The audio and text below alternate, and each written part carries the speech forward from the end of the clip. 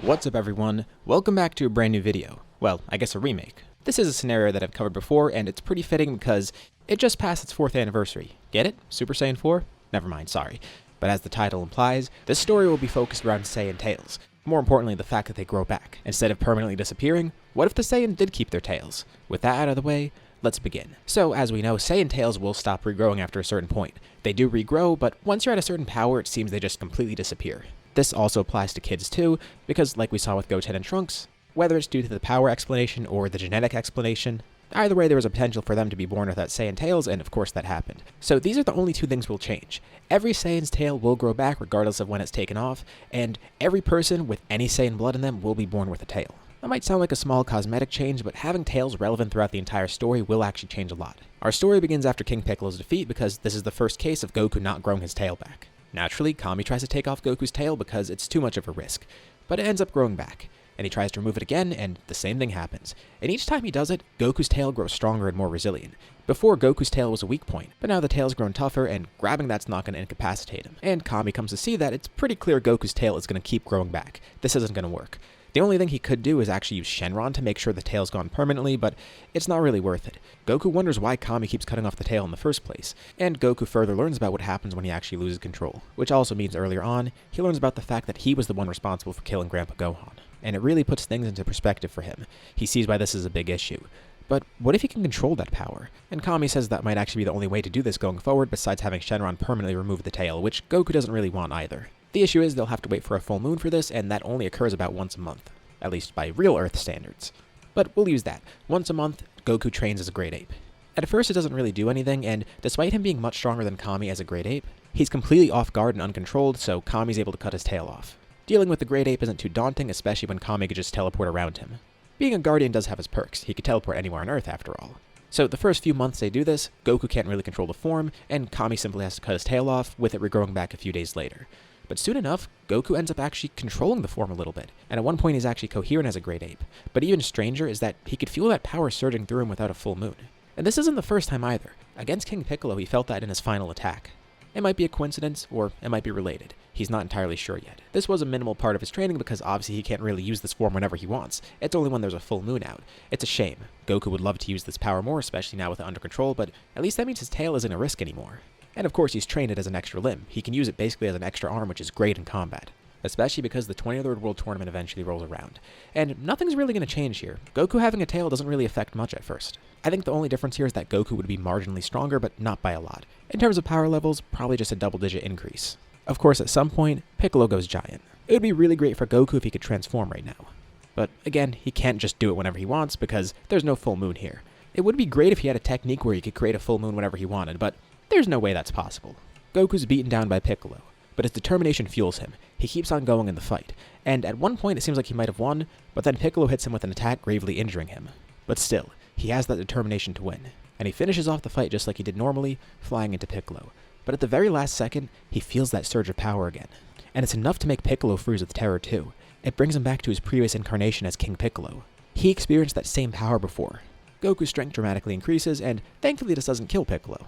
Goku recognized it at the last moment, and he doesn't want to kill Piccolo anyways. So he's able to pull the attack at the very last second, which is enough to defeat Piccolo and knock him out, but not kill him. And as expected, Goku is now the victor of the 23rd World Tournament. And all of Goku's allies are amazed, especially Kami and Roshi. They felt that power surging within Goku too. And Krillin says he's never seen Goku do anything like that. Kami asks Goku what happened, and he doesn't really know. It's not like he blanked out there.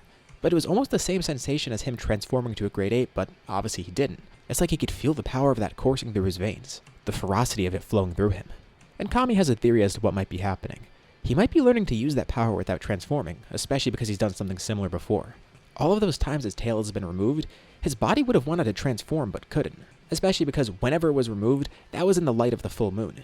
It was the only way to stop Goku, so once he woke up, he'd still be under the full moon and looking up at it. And he'd always have weird reactions because he'd want to transform, but without the tail he couldn't. And Kami thinks this is his body's way of compensating for it. Maybe he's learning to use the power of that giant ape form in his base. Maybe no longer needing the full moon, nor the need to actually turn giant. And if that's the case, well, that could lead to some pretty surprising outcomes in terms of Goku's training.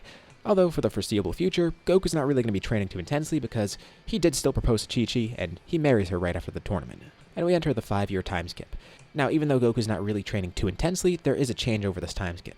Gohan is born with a tail, obviously. This doesn't change from canon. That happened. The thing is, Goku has way more info about his tail, and more importantly, the power that comes with it. And hindsight is 20/20, so maybe it's best to actually train Gohan like he was trained. He's not too concerned about Gohan transforming because that'll only happen under the full moon. But still, he is wary of it given his own training and his own knowledge. And he also doesn't want history to repeat itself. Like, imagine if he gets killed by Gohan turning into a great ape accidentally. That would be bad. Especially given his namesake, it would be very ironic. So he brings this up to Chi-Chi. Chi-Chi doesn't want Goku training Gohan too much right away, but he's able to convince her, especially because she figures out he can go on a rampage at any moment as long as there's a full moon. And Goku also explains the story behind it and the fact that he accidentally killed Grandpa Gohan. And with him sharing this, as well as the threat of Gohan actually going great ape, Chi-Chi would probably actually be up for it. She would have to recognize this as a big issue, and the only way to solve it is if Goku actually trains Gohan, because they can't remove his tail permanently. So she agrees to it, and Goku starts training Gohan earlier. Not really intense training, but enough training, so he actually gets the basics of martial arts down. It's not like he can train him to master the power right away, he's going to actually need to learn way more first. At least this is a start. So we get to the end of the 5-year time skip. Goku is very marginally stronger once again, so not enough to make a difference, but enough where I guess it's worth mentioning. And Gohan can actually kind of control his power. Plus, Goku might actually know about Gohan's rage boost by now. I would assume he's seen it at least once in combat. Maybe he thought nothing of it, or maybe he realized that Gohan has really weird fluctuations in power, especially when he's mad. Raditz arrives and this all starts pretty normal. He meets Piccolo and then goes to Kame House. The only difference here is that once he actually meets Goku, he sees that his tail looks different than a normal Saiyan tail, as in it's all scarred up, like someone cut it off a bunch of times. That's weird. Either Kakarot's been in a lot of combat, or he's purposely been cutting off his tail, and he asks about that too. What's with that? Well, Goku explains. He's assuming Raditz has the same thing as him because, of course, he has a tail too, and he's just now learning he's an alien. He wasn't sure how else to control his power, so they tried removing his tail, and of course that didn't work. And Raditz calls him an idiot for even trying. First of all, that's an insult to his Saiyan heritage, but second of all, that won't work. Saiyans and their tails are very resilient, and those tails will grow back. So, Goku at least learns that info now, but nothing else is really changing here. Raditz still kidnaps Gohan, and Goku and Piccolo chase him down. Here's where we start to see more changes. Goku starts feeling a rage within him, and as he and Piccolo are flying towards Raditz, Goku notices that he's even sinking into the Nimbus cloud, like he can't fully ride on it, and he can feel his power increasing too, which is weird. It's like there's power stemming from this rage. He's getting a very similar sensation to what he felt against Piccolo both times, and Piccolo could definitely notice it too. He asks Goku what that is because it seems like he didn't have control over it before, and Goku's still not entirely sure himself. Piccolo says whatever it is, he should try and harness it against Raditz because that'll really help him. And it gets Piccolo to realize that maybe he's not exactly ready to kill Goku yet. If he really has that power locked away, well, Piccolo's not sure how he'll win that. As the two get closer, Raditz checks his scouter, and he can see that Kakarot's power level is rising. It's fluctuating a lot, like sometimes it'll go up, and then sometimes it'll go back to normal. But he's not too concerned because Kakarot's a weakling in comparison to him. Although what he doesn't realize is that Goku's accidentally tapping into the power of Great Ape still. And at one point his power level rises above 1400, which of course isn't the full extent of it, but it does kind of worry Raditz because that's getting really close to his. His scouter must be acting up because there's no way Kakarot's actually that strong. And he's right, Goku isn't that strong. He actually can grow much stronger than that. Goku and Piccolo arrive, and their fight with Raditz begins. Raditz has a very clear advantage at first, even with it being a 2v1. But pretty quickly, Gohan is able to break out of the space pod, and Raditz sees his power jump significantly. It shoots up past 2000 for a moment. Gohan then rushes towards Raditz, headbutting him which actually hurts him pretty bad, and then following up with a combo of attacks. Piccolo watches on pretty amazed because Goku's already started training that kid. And yeah, Goku says he has been training him, but he's never seen Gohan fight like that, especially because he seems really mad right now. And this gives Goku and Piccolo some time to recuperate, but of course Goku does try and go in and help Gohan. Although the power is fleeting, and Raditz is able to swat Gohan away, knocking him out. Right now, Goku and Piccolo are in better condition because Gohan intervening happened earlier on. And seeing Gohan hurt like that enrages Goku to no end. And that same power flares up once more, and now that Goku's feeling it, he wants to harness it. This is his chance to finally use it, and finally learn it, and win this battle while he's at it. He tries to focus, trying to draw out more of that power. And Piccolo can clearly see, it is that same exact strength as before. And Goku does have a significant power up. Raditz can see on his scouter. His powers increase tenfold, as if he's turned into a great ape. Goku's eyes turn into a different color, and his hair stands up. It's still black, but it's just standing up now. And he gets a fierce aura around him. For the first time, Goku is fully utilizing the power of Great Ape in his humanoid form. This is wrathful Goku. He completely overpowers Raditz, and with ease, he wins the fight, badly injuring Raditz in the process. Thankfully, Raditz isn't dead yet, and he still has a little power left. He's desperate, and he lies to Goku to be spared.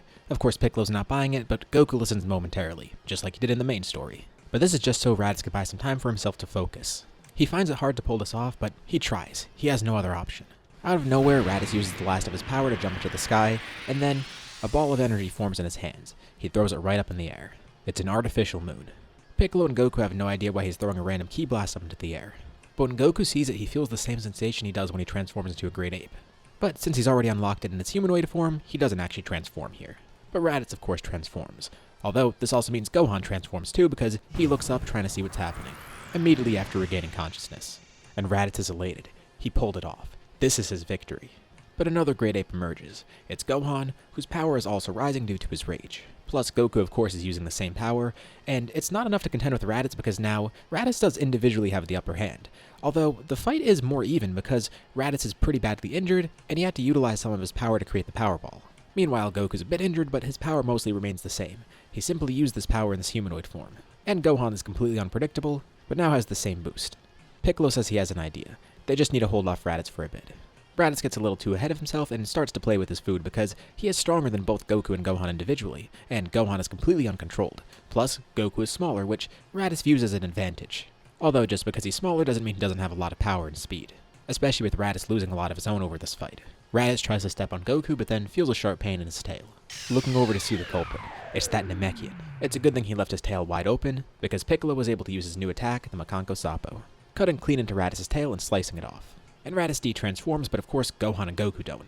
Although Gohan is still rampaging, and he focuses on Raditz, running over to him, jumping up in the air, and then slamming his fist down on Raditz. But his tail is then cut off by Goku in an effort to make him de-transform because he knows Gohan's probably lost control. So Gohan returns back to normal, and Goku is still powered up. And there's a giant crater where Gohan's fist landed, with Raditz right in the middle of it. Barely alive. The artificial moon also starts shrinking. Not that it matters because Raditz doesn't have his tail, and nor does Gohan. Piccolo and Goku walk up to him, and Raditz proclaims that the other Saiyans will be here to avenge him in a year. They might have won here, but they're definitely not going to win against the others, even with whatever form Kakarot's using. It seems very similar to the power of Great Ape. It might actually be the same exact thing.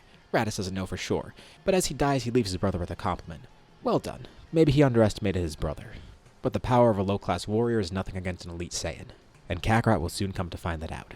Raditz then dies. Gohan is unconscious once more, and he's not going to remember any of this thankfully, which is probably for the better because he did just kill his uncle. Goku still thinks it's a bit ironic, but hey, better than Gohan killing him. Krillin, Bulma, and Roshi recently arrived as well.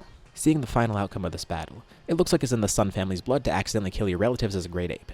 Great, Gohan's going to be a monster too. Of course, now that everyone knows that the Saiyans are arriving in a year, they're going to have to train in preparation for it. Krillin's definitely on Goku's side, and Goku wonders how Gohan's going to be involved in all of this. He thinks it might actually be good for him to get involved here, and Piccolo definitely thinks the same. He really needs to train up that kid because based on his power in this fight, it could be really useful to have if he actually gets control of it. And Piccolo offers to train him, but there's no need. Goku's still here, so Goku of course is going to be the one to train Gohan. He already has, and he just needs to train him a bit further. He only knows the basics of martial arts so far, but he's clearly not ready for battle. There is a lot of work that needs to be done. Plus, Goku needs to work on his own power too. Sure, he has that transformation, but look what happened with Raditz. In their bases alone, Raditz was definitely way stronger than Goku. And when fighting the Saiyans, what if they end up having the same form as him? Goku doesn't think either of them will because when Raditz saw Goku transform, he looked pretty surprised, like he never saw something like that before. What Goku does know is that they will have that giant monkey form. And if they end up using it in battle, that ruins Goku's advantage because there's no point in him transforming. If the Saiyans he face are stronger than him in base, then his transformation won't matter as long as they can transform too. He does find it interesting that they had that fake moon thing, but now that he's seen that, he knows to expect it from Vegeta and Nappa whenever they show up. That would have been really useful for him during his training with Kami, but he doesn't need that anymore. He could use this power without the moon, or turning into a giant ape in general. He needs to work on it a little bit more, but it could be pretty reliable. So everyone begins training, and Piccolo ends up joining Goku. As Vegeta and Nappa get closer and closer to Earth, they're trying to think of what to do here because they obviously did hear what happened with Kakarot and Raditz. Apparently, Kakarot used the power of a great ape without actually transforming into a great ape, which really does intrigue Vegeta and Nappa. They've never seen anything like it. Did Kakarot discover some new power beyond Great Ape, or is it just the same exact thing, just without turning giant? And it's something that could be done willingly without the need of a power ball or a full moon. It does sound to Vegeta like it's the same power, just changed a little bit. But Earth does have two pretty interesting things. First of all, Kakarot, who could use the power of a great ape at will, and then his son, a hybrid Saiyan, who apparently was pretty strong. Vegeta could definitely see the potential here. Back to Earth, let's cover some of the training. Gohan definitely learns a lot more in this training because even though he had some martial arts experience, he never had actual combat experience, besides fighting Raditz, and he kind of just lost control there. That was just due to anger. Goku wants to see if Gohan can learn to control that power somehow because the power that he showed against Raditz was really interesting. He's seen Gohan's power flare up before during their own training, but never like that. That was an actual threat he was facing, and that was the first time he showed power to that level. So Gohan grows, but he doesn't grow a ton. The biggest change is that now he actually has confidence in battle. He can actually fight if he needs to, and he's confident. He's not going to freeze up. Which Goku of course was worried about because he's just a kid. His only combat experience was being kidnapped and nearly killed by his uncle. Everyone else grows pretty much the same, and the biggest difference here is that Goku doesn't grow the same because, first of all, he's not on King Kai's planet. He's not benefiting from the 10 times gravity there, nor is he learning techniques like the Spirit Bomb or Kaioken. What he does have is Wrathful, and he works on trying to make that better. After his battle with Raditz, he was able to access the form willingly, but it required a lot of concentration and, more importantly, a lot of anger to trigger it. But over this time, it's become a lot easier for him to actually tap into the power. It's not like he can make it stronger or anything, but he can make it easier to utilize. The greatest thing about it is that when he transforms into this, he wasn't draining a lot of his energy. Of course, he has no clue what Kaioken or Super Saiyan are here, but in comparison to those two things, it's not energy intensive like Super Saiyan, nor is it like Kaioken where it's energy intensive and stresses the body out a ton. After a certain amount of time, the only type of strain he feels with this is just, well, mental strain, because he has to be really angry to use the form.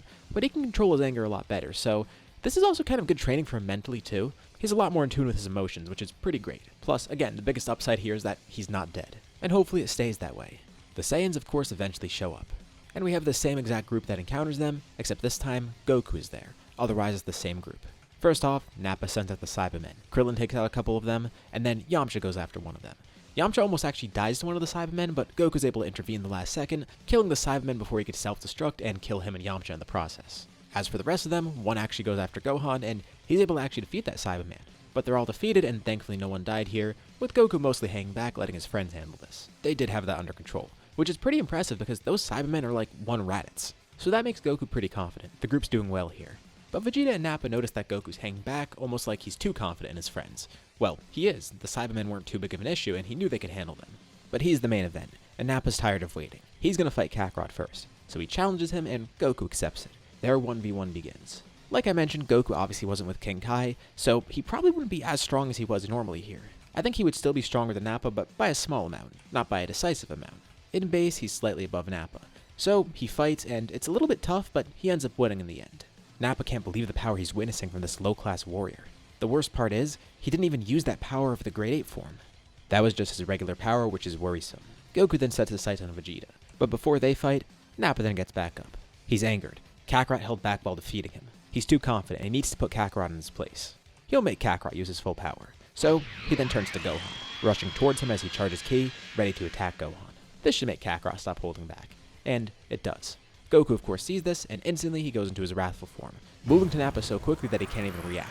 And with a single attack, he defeats Nappa for good, knocking him completely unconscious. Vegeta reaches down to the unconscious Nappa, and then flings him up into the sky to kill him. He has no use for Nappa anymore. And they get to see how truly cruel Vegeta is. But as for Kakarot, he does seem pretty interesting. To think a low-class warrior could get a power like that. Of course, when not relying on that power, he's not too impressive. But he did defeat Nappa, who was pretty high up. It's a shame he's not Saiyan-like. Vegeta feels like he would have been a really good addition to the crew with his power. But this is where Kakarot dies. So now the next fight begins. Goku versus Vegeta. All of Goku's friends are there ready to help when they can, but Goku wants to do this alone. And he hasn't lost yet. Once he loses, they could jump in. He's adamant about doing this alone. The two fight, and once more, Goku still isn't using his full power in Wrathful. He kinda wants to win this without relying on that. But Vegeta knows Kakarot obviously has that power locked away, so he wonders why he's not using it.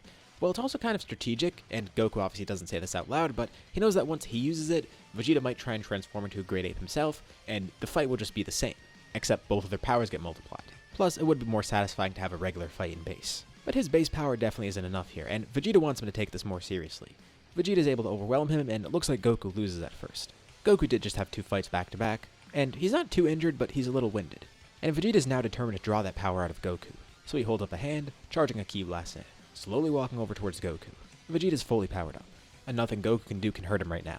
Vegeta says once this attack is fully charged up, he's gonna launch it at Kakarot. He's not gonna have any defense for it unless he actually transforms, threatening to kill him and all of his friends. But Goku then senses a huge power nearby. It's one of his allies trying to get involved, but the ally is Gohan. Watching Goku threaten like this again gets Gohan really angry, and now he has a much better control of his power, so the timing is much better for it too. He shouts out to Vegeta to leave his father alone, just like he did with Raditz. And once more Gohan powers up. Vegeta's elated. He kinda wanted to see this too because he got a glimpse of this with Raditz's fight. Gohan gets a rage boost, but then something else on top of that. He flies in to attack Vegeta, and Vegeta actually feels the pain from it. That must have been a fluke. There's no way a Saiyan child is this strong. Gohan tries to fight Vegeta, and Vegeta can notice he's different. He looks like Kakarot just did when he briefly transformed. He has yellow eyes and his hair is standing up. Goku then jumps in too, also using the same power. He immediately can see what Gohan's using and knows that he needs to calm Gohan down because otherwise he'll be completely uncontrolled. Goku actually got control of the Grade 8 form before he used the Wrathful form. As for Gohan, he didn't do that. Well, not entirely. He has transformed previously, and it seems basically out of instinct, after seeing Goku do this beforehand, Gohan tried to tap in those same reserves. But it is fleeting. It's only around for a few seconds, then Gohan goes back to normal. He didn't even realize what happened, but he got a few good hits on Vegeta. But now seeing that Goku's okay, he's calmed down.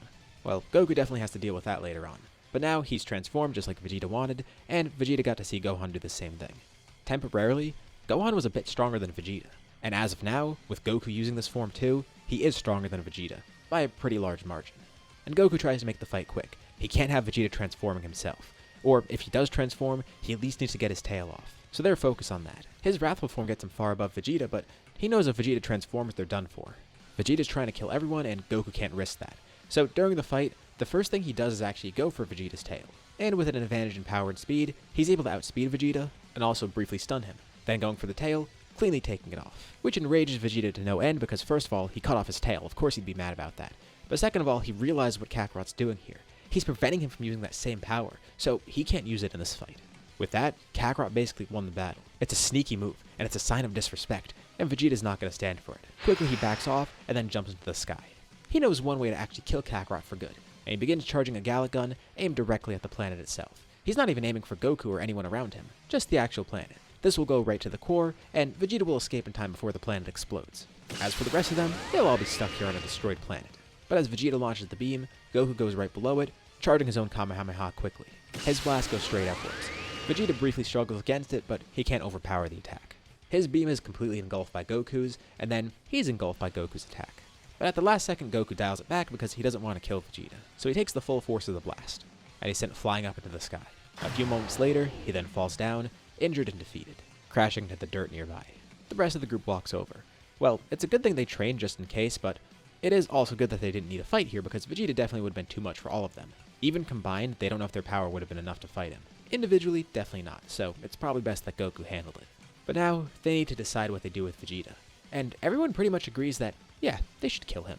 Piccolo especially thinks this, and so does Krillin. Ten would definitely agree, and I think Yamcha would too. Maybe Chaozu does too because he's a psycho freak, and he wants to see someone die today. But Goku's the one to speak against this. He doesn't think it's worth it to kill Vegeta, and he doesn't think there's a reason to kill him either. They defeated Vegeta, and if he comes back, they'll just defeat him again. Plus, Goku would like to fight him again. Vegeta's embarrassed and heavily injured, and his pride is shattered. He lost to Kakarot, and he got spared. Plus, while his tail is going to grow back, Kakarot still cut off his tail mid-battle. He knew it would have caused Vegeta to win, and it was a sneaky trick. Vegeta can't believe he fell for that. He's able to call his ship and then escape. This isn't the last they'll see of him, and Goku knows that. That's why he kept Vegeta alive. He does want to see him again. He immediately leaves Earth, going back to a Frieza Force base to heal.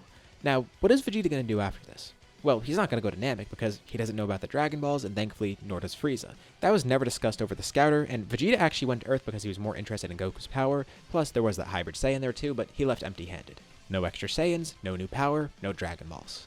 Frieza still did spy on their crew though. While he didn't hear anything about Dragon Balls, he does know about Vegeta's secret mission and that there's another Saiyan on Earth. But right now that doesn't matter. What matters right now is what Vegeta's going to do next, and he doesn't know either. His tail does grow back. Unlike the normal story, of course it's going to grow back here. It was only gone temporarily, but it gets Vegeta thinking. If he had that same power, he would have won there. Plus, that power seems great to have in general, so why would he not want it? So he's going to have to work on that. He's going to have to figure out how Kakarot got that power and what it even is in the first place, what caused it to happen. And even that kid seemed to get it temporarily, although it seemed completely unintentional, and just very instinctive. Maybe he'll have to train further with Grade 8 first. He has complete control over it already, but there's gotta be something he's missing. He doesn't know how Kakarot unlocked it or how he can unlock it, but nevertheless, he'll figure it out. As of now, without Vegeta, Earth is fine. All three of the Saiyans were stopped, and nobody ended up dying in the process. Well, besides the Saiyans, of course. Raditz and Nappa are gone. But while Earth is at peace right now, what's going on with Vegeta? Because now he's on a completely different journey. This part is going to be a Vegeta part. So let's shift over to his perspective. After this encounter, and mainly after he fully heals up, he begins training more and more. He continuously tries to use Great Ape, trying to figure out what secrets Kakarot discovered about the form and how to use it in his base, or rather just his humanoid form, whatever he was doing there, because it was something he's never seen before from other Saiyans. No matter how many times they've gone Great Ape, none of them were ever able to do that, they just kept turning giant when they turned Great Ape. More importantly, Kakarot was able to use that form whenever he wanted. He didn't need an artificial moon, or a regular moon for that matter. Technically, Vegeta can use the power of a Great Ape whenever he wants, but it requires an artificial moon, and it requires him turning giant too. The former of which will actually lower his power a bit because he has to create the Power Ball. The form Kakarot was using wasn't stronger than Great Ape, it was a 10 times increase, but it's far more practical in a few ways. Plus, while Vegeta's tail did grow back, still in that brief period where he didn't have his tail, he was completely unable to transform. If someone cuts off his tail, that's it, he's not going to be able to use that power. But Kakarot seemed to not have that restriction. Not that Vegeta tested it out, but he wonders if that's also the case too. But even though that form has the same power as Great Ape, still, maybe Vegeta could use that and go even beyond it somehow. He's not really too sure where to even begin with it. But he's a prodigy, an elite warrior, the strongest Saiyan there is, and soon to be the strongest in the universe. No matter what, he's sure that he could find a way. He just needs to do the right training for it. Maybe Kakarot did have one good thing in mind: hard work. Vegeta was born elite. He was born with this great power. Kakarot, on the other hand, was a low-class warrior that worked for his. So imagine an elite warrior like Vegeta putting in that same hard work. If that low-class runt can do it and unlock the form, Vegeta definitely can too. So he really puts in the effort, training to his absolute limit, even going to harsh planets to train and planets with higher gravity, trying to see whatever he could do to actually unlock this. It takes a bit because he can't really figure out the secrets to it, but in the meantime, he at least grows stronger in his base, which is still good regardless. It's not really what he was aiming for, but hey, it's a nice side effect. He's definitely not going to be mad about that because that is partially what he wanted too. And maybe with this power that he's gaining, he could first of all go back and defeat Kakarot, but more importantly, he could take down Frieza with this, especially if he figures out how to use the Great Ape power like Kakarot did. He never even really thought of that. Frieza always seems so far from him, but now that Vegeta's growing at this rapid pace, maybe there is some chance for that. It also makes Vegeta wonder about the legend of the Super Saiyan. Could that be related in any way? Probably not, but he's sure he'll find out eventually. After months of training, he finally gets what he wants. One day, after actually continuously cutting off his tail and trying this, he figures out how to manifest the Great Ape's power while not actually a Great Ape. Vegeta has unlocked the Wrathful form. He could use this power without needing a moon, or even without a tail, and this is huge. Transforming to this willingly and being able to use that power willingly, that's amazing. Okay, so you might be wondering by this point, why have a scenario about Saiyan tails, but they get Wrathful which can be used without tails? Like, the whole point of that form was that it could be used without the tails, so why here? Well, tails served as a way for them to still use the Great Ape power, and it caused Goku to accidentally discover this, so even though he still does have his tail, it gave him something better than Great Ape, willingly being able to transform into this. But the tails will still have more relevance later on as we go forward, it's just that now, their tails being there isn't really going to affect too much, especially with them having their Wrathful forms. Trust me, I get the irony in this, like, including the tailless form in a scenario about tails, but trust me, it's going somewhere. Anyways, with his objective achieved, Vegeta then deserts the Frieza Force. He's kind of been doing his own thing recently, and he's just been training the whole time and not really following Frieza's orders, and now he's really sticking to that. For one, he likes doing his own thing. 2, he plans on rebelling against Frieza. 3, he has no reason to be under his thumb right now. And 4, this will give good fighting experience because Frieza will definitely send people after him to kill him, or at the very least, try and retrieve him with force. So he explores the galaxy, finding more planets to trade on and places to grow. He is keeping sort of a low profile, but he doesn't mind if he's spotted. Actually, he expects to get spotted anyways. Naturally, Frieza's had an eye on Vegeta for a while. First off, he's a Saiyan, and second of all, the other 2 Saiyans with him just died, and he was just on a random mission out on Earth. Something's definitely up with Vegeta, and Frieza got suspicious pretty early on. But why now? The desertion isn't really a surprise, but what's happening at the moment that caused him to do this? He's definitely planning something, so Frieza wants to stop this as quick as possible. He's not really too concerned about Vegeta. He'd rather just tie up the loose ends so he doesn't have to worry about it. Because who knows what he has planned? Some type of sabotage? He has no clue what Vegeta would even accomplish. He's nowhere near strong enough to take on the entire Frieza Force, so it's definitely got to be something else. Something that works against him, but definitely not something that's a big threat. At least as far as he thinks. So he sends out Zarbon and Dodoria, who are both pretty strong, but not the strongest people he has access to. This should be more than enough to get rid of Vegeta. He's not too hard to find. Zarbon and Dodoria eventually track him down. This is good. He only has to fight these 2 at once, which is more than manageable, and it's definitely a good test of his powers too. Had Frieza sent more troops like the Ginyu Force or something, maybe it would have been too much for him, so this is a good test to begin with. And he's put a restriction on himself too. He's not going to rely on the Wrathful form here. He wants to defeat them without transforming. Zarbon and Dodoria say they're here to retrieve Vegeta, and Frieza has authorized them to use force, although they don't necessarily need to bring him back alive. They can bring him back dead, and they'd actually prefer that too. They'd rather just get rid of him right here and now. So they're hoping Vegeta gives them a reason to do so. And Vegeta says they're more than welcome to try. Sure, go ahead. Try and kill him. He's not going back with them, and the only way he's going back is if they actually kill him. Just what they wanted to hear. Dodoria goes and attacks first, and Vegeta's surprised. What, they're both not going to attack at once? Zarbon scoffs at this because there's no way he can handle both of them at once, but Vegeta tells them once more to try him. He promises he could take it. Dodoria actually prefers to do this alone, but Zarbon's not going to pass up the chance to beat up Vegeta. So the two begin fighting together, and they start to get a bit concerned because Vegeta's holding his own. Now, against one of them, this wouldn't really be too big of a deal. Sure, it'd be surprising, but not unmanageable because there's two of them. But both of them are fighting him at once, and he's able to keep up and not take a lot of damage. More worrisome is the fact that he actually does deal a lot of damage to them. And he's having a lot of fun. He's clearly not stressing himself. One thing Vegeta learned on Earth was how to control his power level. Even disregarding his transformation, he's not at full power yet. Zarbon checks his scouter and sees that Vegeta's at 50,000. That's more than both of their powers combined. So reluctantly, Zarbon transforms. And Vegeta has to push himself a little bit more, showcasing even more power too. He asks them if that's truly all they've got. He wants to see their full strength, and then maybe he'll display his full strength, at least if he requires it. But he doesn't. They keep trying to desperately fight him, and Vegeta realizes that this is a lost cause. Well, for them at least, not for him. There's no way he's going to lose this battle, so he decides to just end it here. Before he does, he grabs Dodoria's scouter, taunting Frieza over it, and recording everything as Vegeta kills them, letting Frieza know that the two of them are dead, and Vegeta killed both of them effortlessly, laughing as he delivers the message, then crushing the scouter too. Frieza's completely infuriated. First off, how did Vegeta get that strong to take on both of them at once? Either those two were incompetent, or Vegeta really is that strong right now.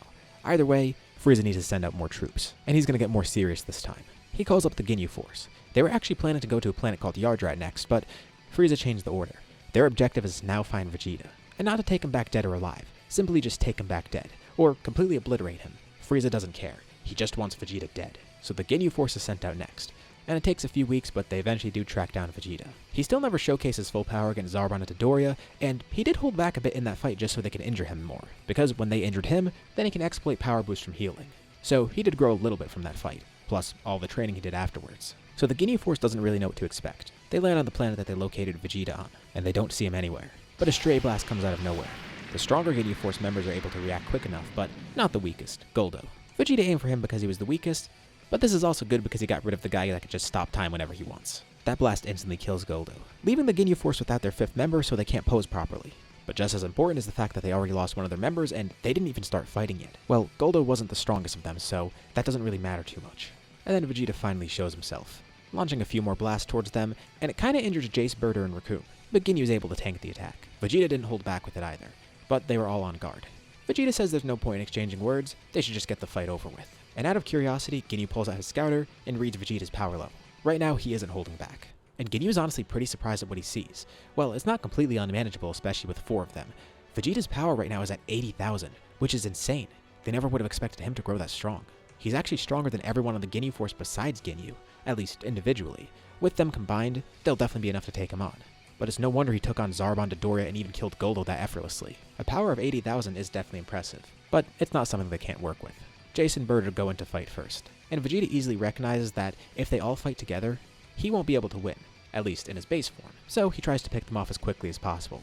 As Jace and Birder come towards him, Vegeta then disappears in a flash, quickly reappearing behind them, and their last sight is Vegeta with yellow eyes, launching a beam at each of them which incinerates them both. And Ginyu's scouter exploded in this moment. Vegeta's power shot up into the triple digits. What he actually saw was Vegeta transforming to Wrathful very briefly, increasing his power to the 800,000 range. This caught Jace and Birder off guard, and allowed him to kill them each with one blast. Raccoon then tries to attack, but before he could even move, Vegeta then vanishes in front of him, punching right through his torso, also killing Raccoon with a single blast. Vegeta is about to do the same to Ginyu, but Ginyu reacts really quickly, and very hastily too. Seeing his colleagues dispatch that easily makes him realize that he might have to swap bodies with Vegeta, because if that power level on a scouter is true, Vegeta's stronger than him too. So on a whim, as Vegeta finishes killing Raccoon, Ginyu then enacts his body change with Vegeta standing still as he kills him, which does catch Vegeta off guard. Ginyu swaps bodies with him, now having access to his power. Although, because of how hasty it was, Ginyu didn't even injure himself in the process. So now it's Ginyu versus Vegeta, and swap bodies. But when Ginyu's in this body, well, first of all, he doesn't have Vegeta's full power in base. But more importantly, he's not going to be able to access Wrathful because he doesn't even know what Vegeta was using there. He thought that was Vegeta's full power. And technically it is, but it requires a transformation, something that Ginyu doesn't know about. Ginyu could also try and transform into a Grade 8, but he doesn't know how to create an artificial moon, and there's no moon in the sky right now. Vegeta also doesn't have full control over Ginyu's body, so he's not going to have access to his full power. But the thing is, Ginyu is at a stronger power level to begin with, so in both their bases, even without full control over their respective bodies, Vegeta now has the upper hand. Ginyu might have stolen his body, but he didn't steal his power. A fight begins between the two. And it is tough for Vegeta because he has to get used to Ginyu's body, but at least he has the power advantage. And Ginyu realized that he made a pretty big mistake by swapping, but he could still reverse this. You know, he could just get his body back and injure Vegeta in the process. So, he does exactly that. Which is kind of what Vegeta was hoping for too. Ginyu then stabs himself, and then swaps his body again with Vegeta. Now leaving Vegeta pretty badly injured with Ginyu back in his regular body, not really that injured. And Vegeta says that was a grave miscalculation, once more powering up into Wrathful, and with a single attack, wiping out Ginyu. Ginyu at least did get to injure him in the process by switching bodies. Vegeta channels Ki into the wound to cauterize it. He is in pretty bad shape right now, but he at least has a healing pod with him. That's how he's been recovering this entire time. So, this isn't the end for him. Not by a long shot. Actually, this is great. Ginyu injuring him will just help him even further. And once more he finds a discarded scouter nearby, taunting Frieza once more. That was a close call, but definitely wasn't enough for him, leaving Frieza blinded with rage. Let's go back to Earth for a bit. Goku continues his training with Gohan after the Saiyan saga. And after seeing Gohan briefly use the power of the Wrathful form, Gohan finally unlocks it for himself and is able to use it willingly. It only took a few months of training too. This is great, because not only does it mean Gohan now has control over the Grade 8 form and won't go berserk, but on top of that, he could utilize that power whenever he wants and transform into the Wrathful form. He's growing at a pretty fast rate, and Goku's really glad to see this. You know, he remembers those Saiyans mentioning something before about Earth's gravity being weak, so after Vegeta's defeat, he did consult Bulma about this, and she made a new form of training for them, the Gravity Chamber. And he's been getting a lot of use out of this, as of his friends. So Goku definitely has been growing in the meantime, but Vegeta's journey has been very different. And Goku wonders what he's up to, and more importantly, if he'll ever see Vegeta again. He would really like to fight him once more. Following his fight with Ginyu, of course Vegeta has to heal up because he was injured pretty badly. And thanks to this fight injuring him that badly, he does get a boost in power from this too. It's a win on multiple fronts. He got to test out his power, he got to defeat the Ginyu force, and he grew stronger in the process. It's a good thing that Ginyu actually swapped bodies with him because otherwise he wouldn't have gotten injured like that. He could have ended the fight a lot more quickly and killed Ginyu right off the bat, but maybe it's good it didn't go that way. By now, Vegeta's power and base has shot up a ton. He's at around 3 million, which means when he's in Wrathful, he's at 30 million. He feels more than confident enough to take on Frieza now. He doesn't know the true extent of Frieza's power, but this has to be enough. And as you'd probably expect by now, he is on Frieza's radar. With him having defeated Zarbon and Dodoria and then the Ginyu Force, Frieza could tell that Vegeta is actually a big threat, and he needs to be dealt with. So, Frieza begins tracking down Vegeta himself. He's not playing around anymore. As much as he hates to do it, he has to personally get involved, but it might be good for him. This way he could personally kill Vegeta and enjoy killing him with his bare hands. That's probably going to be a lot more satisfying than if someone else were to kill Vegeta instead. And Vegeta doesn't hide or anything. He confidently waits on the planet that he was just found on by the Ginyu Force. He wants to see Frieza as soon as possible, and he's going to wait for Frieza to come to him. Surely enough, about a week later, a few ships start arriving. This will be nice target practice for Vegeta. He begins shooting blasts up in the air, destroying all the ships and killing everyone aboard. Frieza did send a few soldiers down, but they didn't even make it to the planet. Although there is one ship that has a much stronger power on it. Vegeta can tell that that's the one Frieza's on. So, he sends out a blast, destroying the ship completely, with only one person flying off of it. It's Frieza. Those soldiers are all expendable anyways. Plus, he loves to make a grand entrance like this. He descends down onto the planet, coming face to face with Vegeta for the first time in a while. There's no need to exchange many words because they already know how this is going to go down. They're going to fight to the death, and there's only one way out of this, killing the other person. Frieza gets ready to show off the full power of his first form, but Vegeta attacks him before he even does so. He needs Frieza to get serious. He knows he's holding back power. He doesn't know exactly what he's holding back, but he knows he's holding back something. He heard from his previous fights. He's never seen the true extent of Frieza's strength, and he wants to see that here. He doesn't know if it's a transformation or something, but either way, Frieza's holding back, and it's not going to go well for him if he keeps holding back. He's far too cocky to think that he can beat Vegeta as is right now, and Vegeta confidently expresses that he has a power level of 3 million at the moment. Frieza doesn't believe this, but he pulls out his scouter, and the number rises up and it just simply can't read the number. It's far beyond the 530,000 that he has in his regular first form. Well, not a big deal for Frieza. At least, he acts like it isn't, because this means he has to completely skip his other two forms. He instantly goes into his final form. It's not like he really has a choice, but still, he doesn't need to be too worried, because in his final form, he could beat Vegeta without using 100% of his power. So, thanks to Vegeta's bragging, and now in his final form, the fight completely changes. Vegeta's not really able to do much in base because Frieza still is holding back a lot of power, and he briefly showcases some more, getting ahead of Vegeta. Well, this is kind of expected, but it's fine because Vegeta still has his Wrathful form. He knew he'd have to use that to win here, and he still has that up his sleeve. So he goes into his Wrathful form, showcasing this power to Frieza, which he actually hasn't seen in person before. This is new to him. He didn't know Saiyans could actually transform. Well, besides turning into a great ape. This can't be the Super Saiyan form, can it? And Vegeta says he wishes that were the case, but most likely not. He still has no clue what a Super Saiyan is, not even realizing it's a transformation, but he simply explains to Frieza what this is. He is using the Great Ape form right now, just in a much different manner, without the need for a moon, and without the need for turning giant. And even if Frieza tries to cut off his tail here, that won't do anything. Vegeta has full unrestricted access to this power. And the best part is, he's learned that his strength comes from rage, at least when it comes to this form. He then attacks Frieza, catching him off guard. Frieza didn't expect a boost in power that was that large. And Vegeta's able to get a few hits in, but Frieza starts to take it a bit more seriously. Alright, so Vegeta's power is 3 million, and he's using the power of a Great Ape right now, which as Frieza knows is about 10 times that. So he asks Vegeta just to confirm. His power right now is around 30 million, isn't it? Vegeta says that's right. Surely it's too much for Frieza. And Frieza just starts laughing at this. So that's the extent of his power. Well, it is pretty impressive that a Saiyan grew this strong, but still, it's unfortunately not going to be enough to defeat Frieza. Especially because Vegeta hasn't seen Frieza's full power yet, but he'll at least show off 50% of his power. So Frieza goes to 50%. This fight's been a big back and forth so far, but this finally ends it because Vegeta doesn't have any more power to draw upon. He tries to fight Frieza, but even with just 50% of his full power, Frieza's way too far above Vegeta. And he starts to really enjoy this fight because now, all the cockiness that Vegeta was showing before, it's completely gone. He's realized that he can't win this.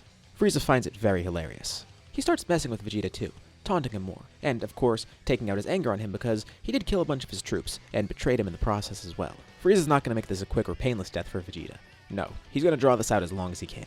And for the first time since his fight with Kakarot, Vegeta is no longer on the winning side. He's getting completely embarrassed. After all that training, that time growing, that time improving himself. Sure, he was able to grow a lot stronger than he was before, but he wasn't able to grow stronger than Frieza. And now, it looks like this is the end. He's going to die by the hands of Frieza. And he's in kind of a compromised mental state right now because, first of all, in order to use the power of Wrathful, he needs to be in a state of rage. He's come to learn that, and he's pretty fine with it. But now that rage is growing even further because he's realizing everything he's done was for nothing, and is experiencing that same defeat that he experienced before with Kakarot. Basically his whole life he hasn't known defeat, and even after putting in the hard work, which he thought would make him unstoppable, it didn't. Frieza continues beating him, and just to taunt Vegeta even further, he decides he's going to power up to his 100%, just so Vegeta can see what he's truly dealing with, and he could die at the hands of Frieza at his full strength. At least that'll give him some sort of dignity in the end. So Frieza starts charging power, going to his 100%, and Vegeta watches on helplessly. He's injured right now, and can't really do too much, and he knows that Frieza's just going to get even stronger. But that rage, it's growing so much further than before. He hasn't experienced anything like it. First, it was a feeling of self-pity that he hasn't really experienced, but then it turned into a completely different sense of fury. A level of anger which he's never felt before. Anger at himself, anger at Frieza, anger at Kakarot, anger at everybody. Especially anger at his current situation. Hopelessly watching as Frieza powers up and knowing that he's not going to be able to do anything to stop this. He just has to wait there and accept his death. But Vegeta's not going to accept that. As Frieza's powering up, Vegeta also starts to power up too, while still in Wrathful no less. A fiery aura surrounds Vegeta. His hair starts flowing rapidly. This aura illuminates Vegeta, and those yellow eyes he has, they go away completely. His eyes just go completely blank. And as Frieza continues powering up, he sees this. He hasn't seen Vegeta look like this before, but surely it's nothing to worry about. And then Vegeta finishes powering up, and he's directed purely by his anger, rushing towards Frieza and then hitting him with a flurry of attacks. His strength has increased dramatically, and his anger has overcome him. He's not completely berserk, but the power is definitely uncontrolled, and he's letting his anger take a hold of him right now purposefully, because it's giving him more power. And if letting his anger control him will give him that power, then so be it. He's fine with that. What Vegeta is using right now isn't Super Saiyan. He thinks it is. Frieza thinks it is. But it's not. It's basically the omen of Super Saiyan. False Super Saiyan. And through the pain of his injuries, as well as the strain of using this power and the immense rage that he's feeling, he has a brief moment of lucidity, in which he unleashes all of his power in order to kill Frieza, grabbing onto him point blank and then flying up into the air, then spinning around, rocketing down towards the ground, throwing Frieza to the surface below, but before he hits the surface, Vegeta then appears below him, outspeeding him. He pulls off a new type of move that he hasn't used before, calling it a Final Flash, hitting Frieza with it point blank, disintegrating every little bit of him. But this also uses up all of Vegeta's power, and right after this, he collapses to the ground. He's victorious, but still gravely injured from Frieza. That doesn't change that fact. But as his consciousness fades, that rage goes away too, and he feels a brief moment of happiness. Let's shift back over to Earth. Goku continues trying to improve. Through the rage of his wrathful form, he also discovered something similar. Rage is power to him, so maybe he could use rage to go beyond. So, pretty much around the same time Vegeta did this, Goku also tapped into False Super Saiyan, using his own methods though. And he needs to see more of this. He can't really control it too well, and, of course, this isn't exactly what he's aiming for. This is the omen of what he's aiming for. So Goku definitely has way more to work on. But this is good for him. It gets him pretty excited because it makes him wonder how far he could truly go. About a month after Frieza's defeat, someone new appears on Earth. His power is suppressed, but Goku can sense it heading towards his house. It's familiar, but also different at the same time. At first he's on guard, but then he realizes that it's a friendly key. He's not too sure who it is, but he senses no evil within it, so he drops his guard a little bit. There's then a knock on his door. He opens it up and sees someone that looks, well, familiar, but he can't tell why. The reason his key feels familiar and why he looks familiar is because this is Gohan, just from the future though. The time traveler here is future Gohan, and he showed up much earlier than normal. Let's explain why. So the androids eventually did appear, and everybody died. To make things worse, Vegeta even returned to Earth at one point, showing off a strange new power that Gohan hadn't seen before. And the moment Vegeta showed up, Gohan was actually fighting the androids on his own, using the wrathful form and trying to tap into false Super Saiyan. But he can never get it quite right. Although the power Vegeta showed off was something that he hadn't seen before. It was much stronger than wrathful too, and he had golden hair. Vegeta proclaimed that he became a Super Saiyan, and he came here to fight Kakarot, but instead picked a fight with the androids. Gohan said that there's no way he could have beaten the androids, even with that power increase. But Vegeta believed he could. Gohan couldn't do much against the androids, so he retreated, especially because Vegeta didn't want him in his way. He was going to deal with that fight later, and he wanted to defeat the androids alone. He doesn't know who these people are, but hearing that they're that powerful, Vegeta wanted to fight them alone. And even with his huge increase in power, Vegeta ended up dying against the androids because he underestimated how strong they were. It's not like he would have gotten what he wanted there on Earth anyways because everybody was gone. Gohan was the last one alive. He's been trying to grow stronger, especially since Vegeta showed up. And he eventually did tap into that same sort of power, which he does show to Goku. It's called Super Saiyan. Thanks to Vegeta, he knows the name. But Goku didn't actually die from the androids. He tells Goku that he died from the heart virus, and he gives Goku the medicine for that. The heart virus actually did appear a bit earlier for Goku because all his training with Wrathful, that put a lot of strain on Goku's body and accelerated this. Goku actually died over a year before the androids arrived. Not to mention, unlike the original story, Goku was on Earth for a lot longer. He didn't have that year where he was dead, he was just here the whole time. And, added with all the stress he faced, it made him contract the heart virus earlier on, and it made the heart virus worse earlier on too. But thankfully this medicine will make sure that's not going to be a problem. This is a lot for Goku to process, and thankfully Gohan gave him a lot of great info. He's also surprised to hear Vegeta returned and had that new type of power. But more importantly, he's impressed that Gohan has that type of power. So, he hasn't defeated the androids yet, has he? No, that's why he came back to the past. He's hoping that this would fix everything, especially because he's showing Goku this power. He knows Goku got the false version of Super Saiyan, but he never was able to use that willingly or find out the secret behind it, so Gohan hopes that by showing him this, it'll show Goku the ropes, and then maybe he can get Super Saiyan for himself. And the best way to display this is to actually fight Goku, so the two of them begin sparring. Goku goes into Wrathful, and Gohan goes into Super Saiyan.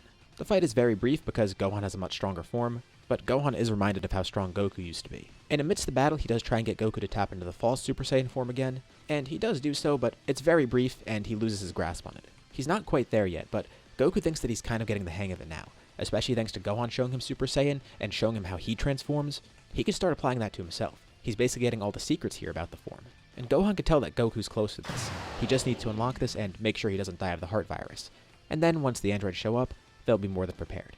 Get that power and use it to defeat the androids. And just to be safe, Gohan will return in a few years' time once the androids actually arrive, and he'll be helping out too. Plus, he's glad to see Goku here, and he definitely wants to see him again, as well as everybody else here. Thankfully, unlike Trunks, he doesn't need to hide his identity. So now we enter that brief time skip. Over this time, Goku eventually does get the heart virus, and it shows itself pretty early on, and then Goku gets cured of it. But more importantly, over this time skip, Goku eventually does get access to what he was looking for. Through more training, as well as trial and error, he eventually unlocks the Super Saiyan form. And his power is amazing. He can't wait to use this in an actual fight, but now he's also curious. Future Gohan got this form, so he wants to see if he can get present Gohan to get this form earlier on too. Not to mention, Vegeta's out there somewhere and he's probably going to return soon enough. Goku has a lot to look forward to, and a lot to prepare for as well. Thanks to Gohan traveling through time, he's actually changed the timelines already. Of course, it's happened in a few obvious ways so far, like Goku not dying for one, and it's going to have the same effect that Trunks did with androids 19 and 20 showing up instead, but more importantly, there's another big change that happens right before the androids appear. A few days before they arrive, someone returns to Earth. As he gets closer to Earth, everyone could feel his energy and they could tell immediately that it's Vegeta. Honestly, Goku's not too surprised because Gohan said that he did show up again in the future. He just didn't expect Vegeta to show up so soon, and he's pretty excited about it. Good timing too, maybe Vegeta could help fight the androids. They go to where his ship's landing, and Vegeta's glad that they found him so easily. They must be aware of what he's here for. He's here to fight Kakarot. This fight isn't going to go like last time either. A couple other people are with Goku. Piccolo, Krillin, Gohan, the usual. Basically everyone who was there during the Saiyan saga is there right now. But Goku's fine fighting alone. That's actually what he prefers. He and Vegeta can have a one-on-one match, but he tells Vegeta things probably won't go how he expects. Really. There's no way Kakarot can know about the power that he has right now. Well, actually he does. He has Super Saiyan, doesn't he? What? How the hell does he know that? Well, he'll explain later, but he also does know that he has Super Saiyan himself. So he tells Vegeta there's no point holding back. Don't use Wrathful or anything else, just go immediately into Super Saiyan. Vegeta still is surprised that Kakarot knows he has Super Saiyan, but maybe it's just a reasonable assumption because of how long Vegeta's been gone. But to think Kakarot has it too. He doesn't believe it until he sees it. Goku transforms into Super Saiyan, and then Vegeta follows suit. Equally glad to see how the others grown. Goku's especially happy because he did want to fight Vegeta again, and Vegeta wonders what Kakarot must have done to get Super Saiyan. He's been through some grueling things, but Kakarot hasn't really fought anyone, has he? Goku says yeah, he hasn't really been through any intense fights recently, but he has been training consistently and very rigorously. especially over the past few years because he knows about a threat that's about to show up. He'll tell Vegeta about that later because maybe he'll be interested in joining that fight. And you know what? Hearing that, Vegeta actually is kind of intrigued, but he'll save that for later. The two Super Saiyans begin fighting. It's an incredible spectacle for everyone watching because first of all, it's a battle between Super Saiyans. That's crazy as is for them. Not to mention, it's Vegeta that's back here. They saw how he fought before, and they know he's really good at what he does. But the most surprising thing for everyone watching is the fact that Goku and Vegeta are pretty evenly matched. It's not like they exactly mirror each other, but in terms of power, they're relatively really close to each other. No one has a clue of what the outcome will be for this. They just hope that whatever the outcome is, Vegeta doesn't end up trying to kill everyone. It doesn't seem like he's here for that. It looks more like he just wants to actually fight Goku. And Goku can kind of tell that too. That's also why he mentioned the androids, because Vegeta will definitely want to hear about that opportunity, and that's going to make Vegeta less likely to kill everyone, if he was planning on doing that in the first place. And Goku learns what happened with Vegeta too. He knows nothing about the Frieza Force or Frieza himself, but Vegeta describes everything. He's gone through hell, and he has much more combat experience. Of course, he has trained too. That's part of the reason he grew so strong, but the battles he had definitely contributed a lot to it. And Goku tells Vegeta he's pushed himself beyond his limits as well. Of course, he had help from outside sources, thanks to future Gohan telling him about Super Saiyan. But Goku has never stopped training. He's always been about hard work, and he's gone even beyond his regular limits, especially because he started gravity training too. Gravity training? That sounds intriguing. He commends Kakarot for figuring out that he must use higher gravity to train. Earth's gravity is far too weak, especially in comparison to planet Vegeta. And even that one's relatively weak for a Super Saiyan like him right now. Oh yeah, Goku's gone way beyond that. He's gone to hundreds and thousands of times Earth's gravity too. It's been very helpful for him. Not to mention all of his great training partners. Goku had better resources and better training partners, while Vegeta had better combat experience over this time, as well as some Zenkai boosts. But there is one thing that Goku has an advantage in. Gohan gave him a lot of extra info on Super Saiyan. Of course, Gohan doesn't really know too much about the form. It's basically what he taught himself after learning it. But he told Goku absolutely everything he knows. The sensation of going Super Saiyan, how the form drains his power, what he's done to improve it, etc. So once Goku got Super Saiyan for himself, he already knew where his shortcomings would be right off the bat. Gohan had a few extra years of experience with the form, and while he isn't the greatest fighter in comparison to Goku and Vegeta, still, future Gohan is living in a state of constant combat, and he is pretty smart. Goku would definitely get some good information out of him, especially because Goku would probably ask the right questions in the first place. Vegeta, on the other hand, had to figure out this form alone. Everything that happened after transforming, it was all guesswork. And while the fight is close, by a very small margin, Goku ends up narrowly winning. It could have gone either way. It was honestly a toss-up. Goku was simply just slightly better here, but so marginally that Vegeta could have easily won in the first place too. It was a coin toss. And the two are in pretty bad shape after the fight, but neither is killing the other, obviously. Vegeta initially just wanted to fight Kakarot, and then he didn't really know what else he would do after that. What would happen if he lost? Would he just leave Earth again? What if he won? Would he just destroy everything, or would he stay here? Honestly, Vegeta didn't think too far ahead, but Goku has an idea of what to do next. He tells Vegeta not to leave. There's a strong opponent coming soon, actually a few days away, and he wants Vegeta to help them fight because Vegeta's powerful and he'll probably enjoy this. So Vegeta bites, asking what he's talking about, and Goku explains everything about the androids. Vegeta is also surprised to hear about the time travel aspect of this, especially because he died in the future because of the androids. They're really that powerful that they could kill him as a Super Saiyan. He and Goku have constantly been training over these past few years. Vegeta was preparing for this fight, and Goku was preparing for the androids, but partially also preparing for Vegeta because he knew he'd come back eventually. So Vegeta decides to stay. Fine, he'll help them fight these androids, but not because he's part of their team. He simply wants to test out Super Saiyan a little bit more, especially because Goku mentions that his future son is a Super Saiyan. He wants to see that. A hybrid Saiyan with the power of a Super Saiyan. That must be incredible. But why not the present version of him? Well, they're on track to getting Gohan that. Right now he does have Wrathful, but he still needs to work a little bit more. Goku actually has seen him tap into False Super Saiyan once. Now, I don't know what they'd actually call False Super Saiyan here, but I'm sure Goku would just describe it and Vegeta would understand what it is because he got it himself before, and Goku did too. This path that they're taking is really intriguing. As much as Vegeta hates to admit it, maybe he could learn some more by being on Earth too, but more importantly he's just focused on fighting the androids because that sounds fun. But it does make him wonder, is there anything else he could do with his Wrathful power? Like, he has Super Saiyan, and he probably needs to perfect that somehow. He has no clue how to go beyond Super Saiyan, but he'll figure that out. But in terms of Wrathful, there's probably more for that too, right? That all remains to be seen. Androids 19 and 20 eventually appear, and they have no data on Super Saiyan, and they didn't expect Vegeta to be back here either. Plus, Goku has already been cured of the heart virus. So this puts the androids at a very big disadvantage. Goku ends up fighting Android 20 because Duro wants to kill him personally, and Vegeta ends up fighting Android 19. Unfortunately for the two androids, even with absorbing energy, these two are really smart combatants and too powerful for them. So they do get a decent fight out of it, but it's a little bit underwhelming. Androids 19 and 20 are defeated pretty quickly. Vegeta expected a lot more out of that, and Goku's kind of glad it went this way because the whole reason they trained was to prevent the androids from doing anything in the first place, but still, he did want a little bit more out of that. Well, they still have some time though. Future Gohan is about to return, And Vegeta sticks around a little bit longer because he wants to see this other Super Saiyan, even if those androids were underwhelming. Gohan then eventually returns, pretty surprised to see Vegeta here so early, but it kinda makes sense, he did change the timelines a bit, although that makes him question some other stuff. Has anything else changed? No, they saw the two androids. Although he wonders why Gohan never mentioned the fact that they could absorb energy, because that seems like a pretty big oversight. Wait, they can absorb energy? No, they can't. Well, maybe that's just a small change that they had between the androids. Goku describes the androids, and Gohan thinks they're completely unfamiliar. No, those are different androids completely. The androids he fought were a pair of twins, 17 and 18. They look like young, regular people. And they couldn't absorb energy either. This makes Vegeta happy. So the stronger androids are still out there somewhere, huh? Gohan's actually not sure about that, but they should probably check on things because even though those two androids were defeated, who knows what else has changed here? Maybe the other androids are still around. Maybe they haven't been activated yet, or maybe they have and they're just in a different area of the world right now. Now they have to begin a search for androids 17 and 18, and no one really knows where to begin.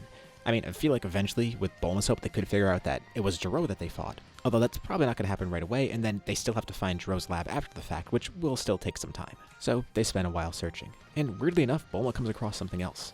Another time machine. And it looks all old and destroyed. And when she investigates it, they find some sort of weird shell next to it, like some giant bug crawled out of it. They have no clue what this means exactly yet. And up on the lookout, Kami is watching. He felt something malicious. An entire city just disappeared. But he can't exactly track what happened to the energy and where it went, or who it was. He warns everyone about this, and they watch the news and see that an entire city disappeared. Like all that was left behind was just their clothes. So there's a couple of other weird things happening, but they have no clue of what's going on exactly. Piccolo and Kami don't fuse just yet because there's no need to. Without the androids active, and without knowing exactly what this other threat might be, they wouldn't do that right now. Plus, Piccolo never fused with Nails, so he probably wouldn't even think about it in the first place. Although I feel like maybe he'd still have it in mind. Piccolo and Kami used to be one after all, so maybe recombining that power would cross his mind at some point, even if he doesn't know specifically about Namekian fusion. Anyways, at some point, one group comes across something. It's Vegeta and Krillin. They find what looks to be Gero's lab, and they get closer to it, but then they feel something strange. They could sense ki inside of it. It's someone who's obviously suppressing their power, but they could still feel something terrifying in there. And just as they're about to enter the lab, everything then explodes. The whole mountain that it's hiding in is leveled completely. Vegeta and Krillin are tossed back. The others sense this from where they are, and they try and fly over as fast as possible. But Vegeta and Krillin are basically left alone, and where the lab once was, they see someone standing there. He looks around and sees Vegeta and Krillin. He was hoping for a bigger crowd, but he's glad that they weren't able to find this lab before him. They learn who he is. Cell, another android. He found Gero's lab before everyone else could. He realized the androids weren't active, so he just went for 17 and 18 right away. Plus, he destroyed this timeline's version of himself too, but took all the data along with him. Not that the Cell had much different data from him, but still, he did absorb that past version of himself. They didn't see him before, but Cell's been imperfect this whole time, and now all they're seeing is his perfect form. This Cell, of course, is a bit different from the one we know because he doesn't have the DNA of King Cold or Frieza. He's basically all Saiyan with some Piccolo sprinkled in there. Gero might have pulled from some other sources too, like maybe Gohan and some of the humans, but otherwise it's just Cell without Frieza or Cold's DNA. And maybe a little bit weaker because of that. Vegeta doesn't ask any questions. He immediately goes in to fight Cell, knowing that he has free reign to do so because this is another android. It does absolutely nothing to him. Cell doesn't even move. Vegeta delivers as many attacks as he can, but Cell is just unfazed. And with a single finger, he flicks Vegeta away. It looks like Cell got a bit too ahead of himself. Like, he's glad he's perfect and all, but he was hoping he'd at least get some fun with this. The others all then show up, and the one that catches Cell's eye is Goku, as well as future Gohan because that's who he stole the time machine from in his timeline. They learn who Cell is because he has no reason to hide that. He already achieved his goal, and honestly, he's feeling pretty happy, and a bit generous too. He was made to kill Goku, but if Vegeta was that strong, judging by his performance, the others won't be much either. He did actually sense Goku and Vegeta's fight earlier on too. He doubts Goku would even do anything to him either. You know what? He decides to play a game. He tells them to watch the news later. He'll give them some time to prepare. How about 10 days? Not that it'll make a difference, but hey, at least they can prepare to die. So now the group has no clue of what to do. Goku does have one idea though. The Room of Spirit and Time could help. Hearing about this, Vegeta immediately wants to go into it because he wants to be the one to defeat Cell, especially after being embarrassed like that and killed by the androids in another timeline. Piccolo still doesn't fuse with Kami either because they might still need the Dragon Balls and they have no way to get to Namek or even know about it from before. Like, they know Piccolo's an alien, but getting to Namek in general and knowing about the Dragon Balls there would be a bit tough. It's kind of a gamble. And that's if the idea of fusion even comes up, because if it does, then Kami will realize that that'll deactivate the Dragon Balls once he merges back into Piccolo. Vegeta is the first to go into the Room of Spirit and Time, and he was going to go in alone, but Piccolo joins him too. It's more efficient this way, and Vegeta kinda hates it, but Piccolo reminds him how strong Goku grew when training with others. Piccolo knows he's behind Vegeta, but still, it couldn't hurt to have someone in there. Vegeta reluctantly accepts it. Fine. As long as Piccolo doesn't slow him down in there, whatever. He tells Piccolo to just keep it to himself. They then leave, and Vegeta actually was able to go beyond Super Saiyan, but only to get Super Vegeta. Next up, Goku decides to go in, but with which Gohan? He thinks it's best to go in with both because they could just stock up the time chamber with extra food, and they could all stay in there together. That'll be pretty efficient, and it'll be effective for Kid Gohan too because he could learn from his future self and from Goku. And this would definitely be a great thing for future Gohan as well because not only will he grow in terms of power, but he'll get to spend all this time with Goku that he didn't have before. These would probably be the best months of his life so far. They train in there and leave after about 9 months. And they all exit the time chamber, all in Super Saiyan. Kid Gohan has it, and they seem not to even care that they're in Super Saiyan. They look completely different. While in the time chamber, they actually figured out how to master the form. And Goku honestly thinks that Gohan might be one of their best bets at fighting Cell. The kid one, not the future one, but the future one is pretty strong as well. The kid one specifically has shown huge improvement, and being with his future self also let him learn from all his shortcomings. But all three of them are relatively strong, and either Gohan could actually do this. He doesn't say this out loud, but he knows those two would probably have this in the bag. And out of frustration, Vegeta decides to go in the time chamber again, wanting to master Super Saiyan for himself. And he tries a different approach this time. He wants to work on Wrathful from the ground up. Maybe he's missing something. There's gotta be something else there. The Cell games finally arrive. Everyone besides Vegeta shows up right away. They have no clue where he is, but he's probably gonna show up soon enough. Not that it really matters though, because Goku already thinks that both Gohans have this in the bag, although Goku's gonna go first, just to gauge Cell's power, and then he'll let either of the Gohans handle it. So Goku's the first to step into the arena. The first fight with Cell commences. Of course, even though Goku did master Super Saiyan, Cell is stronger by this point. It's not by a huge margin though, since Cell is a little bit weaker than normal, because he doesn't have Frieza and Cold as part of him, but still, I feel like he would be stronger than Goku at this point, just that the gap is smaller. So not too much about this fight is different, and Goku does get a good gauge on his power. But Goku then drops out of the fight, giving up and turning to the Gohans. He would love for the younger Gohan to take on this fight because it would be a great experience for him, but future Gohan decides that he's going to go up next. He knows his past self is capable of this too, but he's going to take this serious and handle it himself. And Cell wonders why they're so confident. They seem assured that they're going to end up winning here, but how could that be the case? He's already that much stronger than Goku. There's no way either Gohan could be stronger than him. One other thing to mention is Goku might be marginally stronger because he had 2 training partners in the room of Spirit and Time. Their training in there was more effective because they had an extra person. So it's a weaker Cell fighting a stronger Goku, but there's still that gap. How much stronger can either of those Gohans truly be? Future Gohan's the next one up. He's finally going to put an end to the androids and then return back to his timeline and fix that.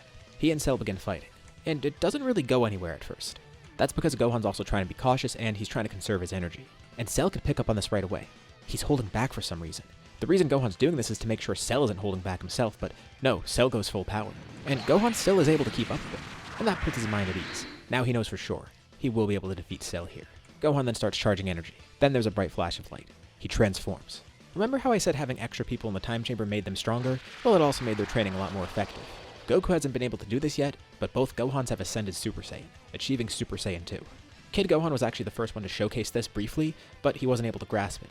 Future Gohan, on the other hand, was the first one to actually show it off and fully utilize it. I mean, he has Gohan after all, he has that same latent rage. He unlocked Super Saiyan 2, and then helped his past self unlock it as well. As for Goku, he's pretty close to that, but not quite there just yet. The 2 Gohans have that advantage. By now, Future Gohan is the stronger one in the battle, and they still do have the other Gohan who's at full health. Even with Cell regenerating and recovering, it's not going to be enough. Not to mention, Future Gohan is a lot more level-headed than Kid Gohan would be, and he's more focused on finishing it than Goku, for example. He's the worst person for Cell to be fighting up against. He's stronger, he's somewhat calm, and worst of all, he actually acts like a rational person. Their victory is assured, and with ease, he defeats Cell, hitting him with a powerful blast that destroys most of his body, and it looks like Cell is dead. By now, they might have seen that he can regenerate, but only very briefly. Goku didn't do that much damage to him in the first place. And after Gohan's attack, Cell is completely mutilated, so he falls to the ground, seemingly dead. The thing is, Cell is basically near dead here. It's not like when he blew himself up and then regenerated and got stronger, it's more like when Goku destroyed half of his body and then he regenerated from that. Cell is losing energy from regenerating, and right now, he's basically playing dead just to figure out his next move. He has to think quick though. They're probably going to be able to sense his ki, and he needs to regenerate at some point. He has one idea in the back of his mind, but he's not really sure it'll work. Of course, over the past few days waiting for the Cell games to begin, he's kind of just been standing here. But there are a lot of things that have been on his mind, particularly what types of powers he could use. Anything that Goku and Gohan could do, he should be able to do as well. And he knows about that Grade 8 form that they draw upon. The issue is, the form is only a 10 times boost. They've moved beyond Wrathful by now because, well, they have Super Saiyan. Especially with it being perfected, and with both Gohans actually going beyond Super Saiyan, what's the point in using that anymore? Besides when they're just conserving their energy.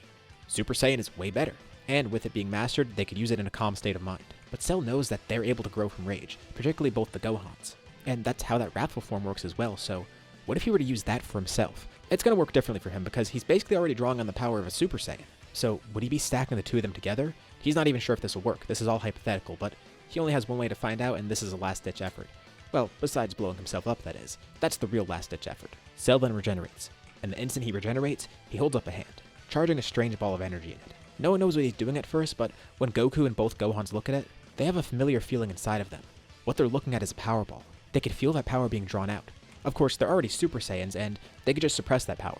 They're not too sure what Cell's doing. They think maybe he's trying to force them to turn into their wrathful forms, which would end up weakening them, but that's not going to work. They can maintain Super Saiyan just fine, and that won't cause them to de-transform. But that's not what Cell's doing.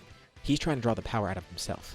He throws the power ball up into the sky, looking at it and absorbing all of the energy from it. Again, he's not even really sure if this will work, but he powers up to his maximum, trying to draw on that power of Super Saiyan that he has deep within him, while also trying to force a wrathful transformation out of himself. And then, something changes within Cell. There's a huge surge of energy, and for a moment it looks like Cell's about to transform into what looks to be a great ape. But he's able to maintain his body's shape. He does have access to Wrathful after all, and he can modify his body's shape to an extent. He's mixing both of these powers together at once, while also retaining the humanoid form. Goku never even thought of trying this, but he can't really do that right now because he doesn't know how it's going to work, or even if it would work. Plus, even with the control they have over Wrathful, what happens when they introduce Super Saiyan on top of that? It might have the same problems Wrathful used to originally have, or rather just the great ape form in general. Basically what Cell's trying to do right now is force a transformation that he doesn't even know exists, nor the others for that matter. And he feels his body begin to morph. He also feels his mind losing control, but he's able to quell that. There's a huge burst of power, and then Cell undergoes some weird changes. He doesn't look too different, but there is a noticeable change within him. The most terrifying part is that he's definitely powered up. Cell's basically created his own brand new form, essentially using the principles of what we know about Super Saiyan 4. But because it's Cell, it becomes very different. The important thing is, this is a power boost, drawing on the power of Great Ape. Gohan powers back up into Super Saiyan 2, and Kid Gohan powers up as well. Well, now they know they need to destroy Cell completely, and it's going to be a bit tougher because he grew in power, but he did lose a lot of energy from fighting Gohan, and forcing out that transformation did put a lot of stress on his body. Cell is running kind of low on energy, but in terms of his raw strength, he's grown stronger than the three Saiyans combined. They're ready to jump back into the battle, but then they hear a voice yell out. This entire time, Vegeta has actually been nearby, just watching everything from a distance, and when he saw this, he was pretty surprised. So, Cell figured out the same exact thing he did, hasn't he?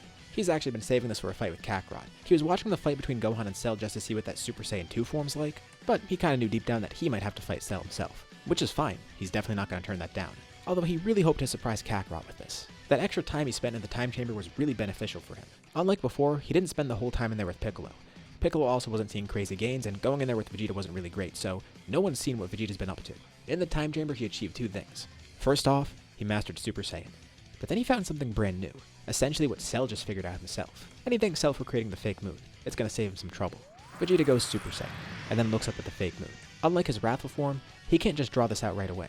He feels like maybe down the line he'll be able to, but for now, he needs to activate it like a regular Great Ape form, while also being a Super Saiyan.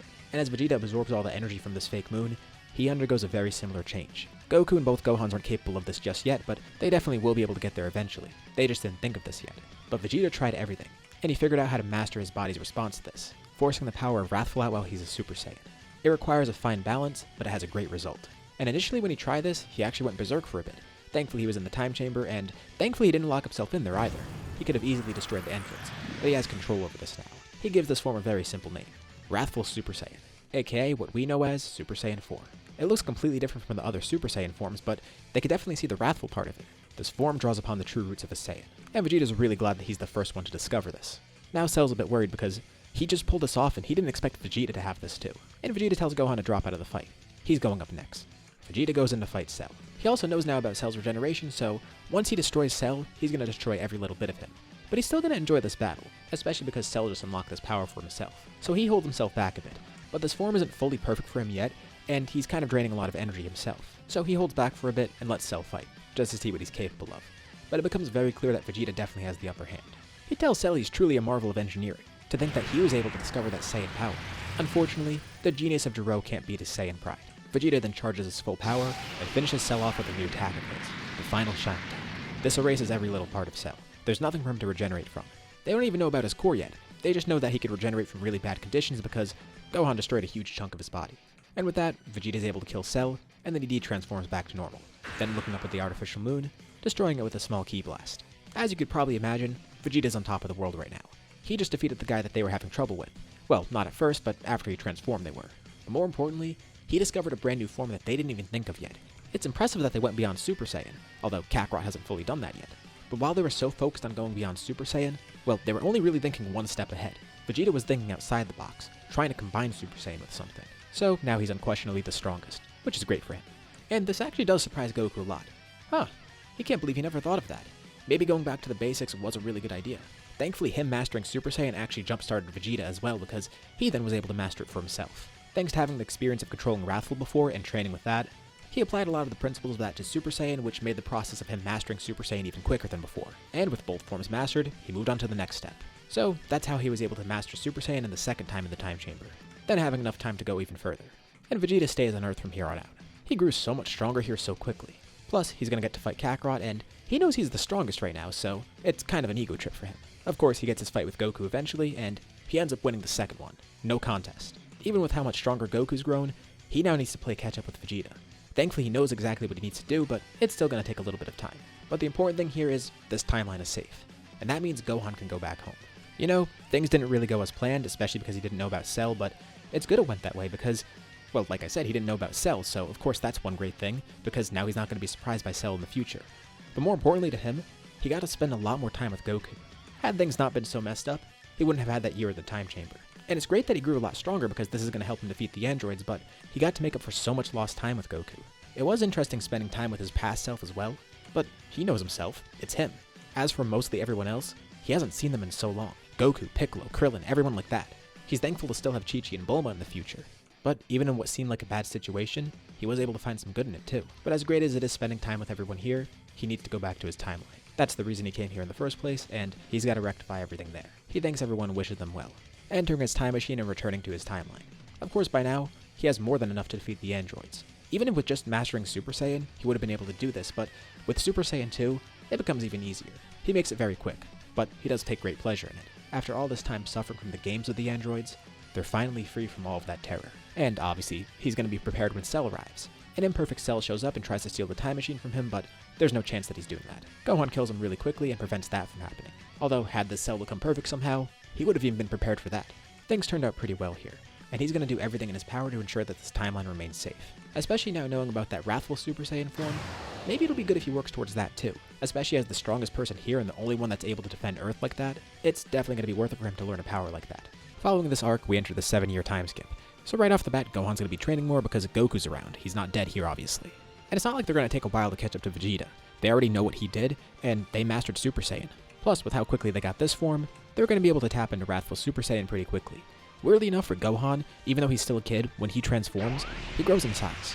They notice the form is kind of weird too because their clothes just disappear and then reappear, and they're not really too sure why it does that. Magic clothes, magic aging, all weird stuff with it. But they don't really question it, it's powerful, and that's really what matters most.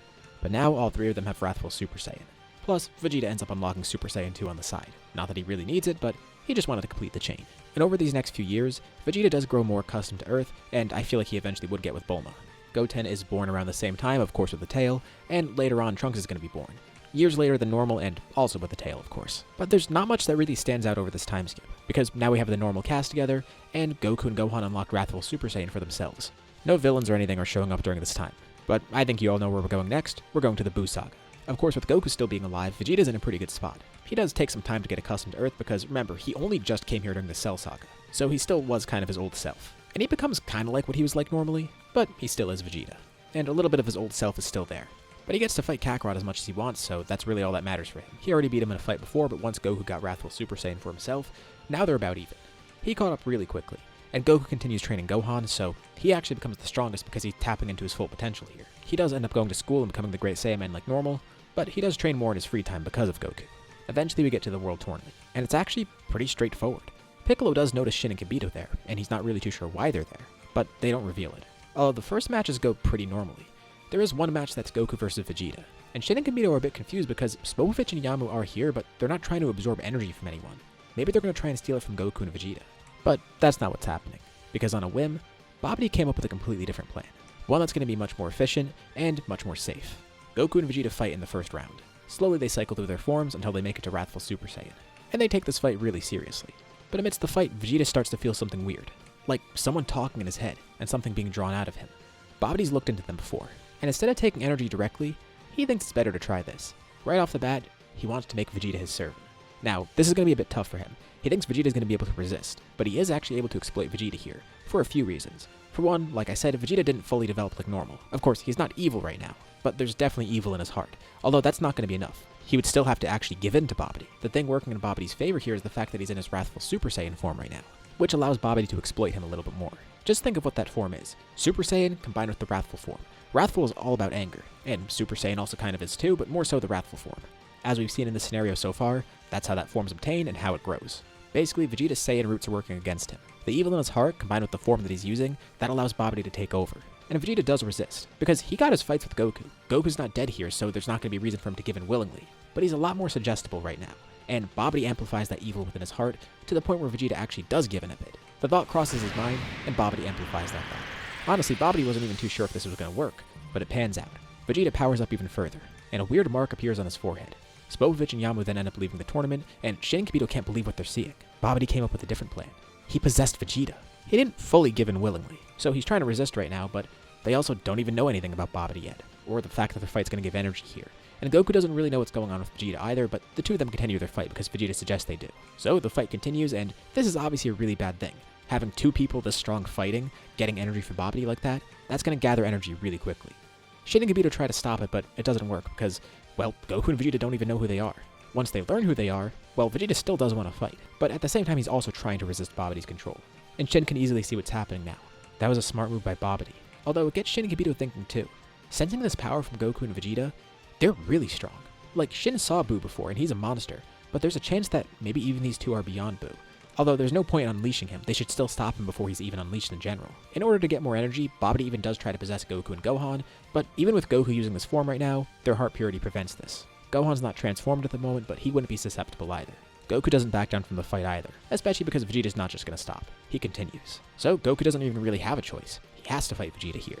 Thankfully, Vegeta's not needlessly destroying everything, especially because he's focused on his fight with Goku right now. But Gohan and Piccolo go with Shin and Kibito. Spopovich and Yamu haven't gotten too far, so they could just follow them to the ship. Right now, they don't know where Babidi is. They were hoping Spopovich and Yamu would lead them there, and it looks like they still are.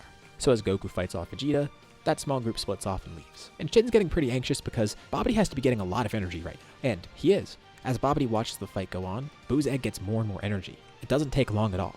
With those two Saiyans fighting at that level, it's really potent. And at some point, Buu's egg does hit 100% energy, but it keeps gathering energy because Goku and Vegeta's fight gets more and more intense. And Babidi's a little bit surprised. So he has enough energy to unleash Buu right now, but the egg is still gathering energy. But also while watching Goku and Vegeta, Babidi wonders if Buu's strength will be enough to counter them, because they are really powerful. So he tries to test something.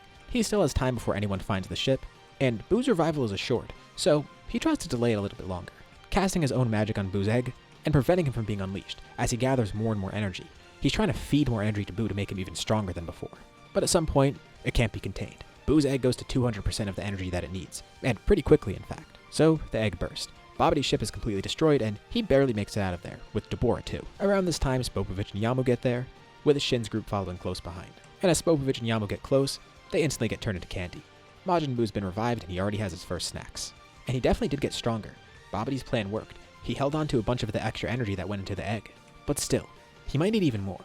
Especially because Gohan's here. He's the strongest fighter on Earth, and with him in Super Saiyan 4, he might be able to take down Buu alone. So before Buu even tries to fight, Babidi tries working more of his magic, trying something different this time.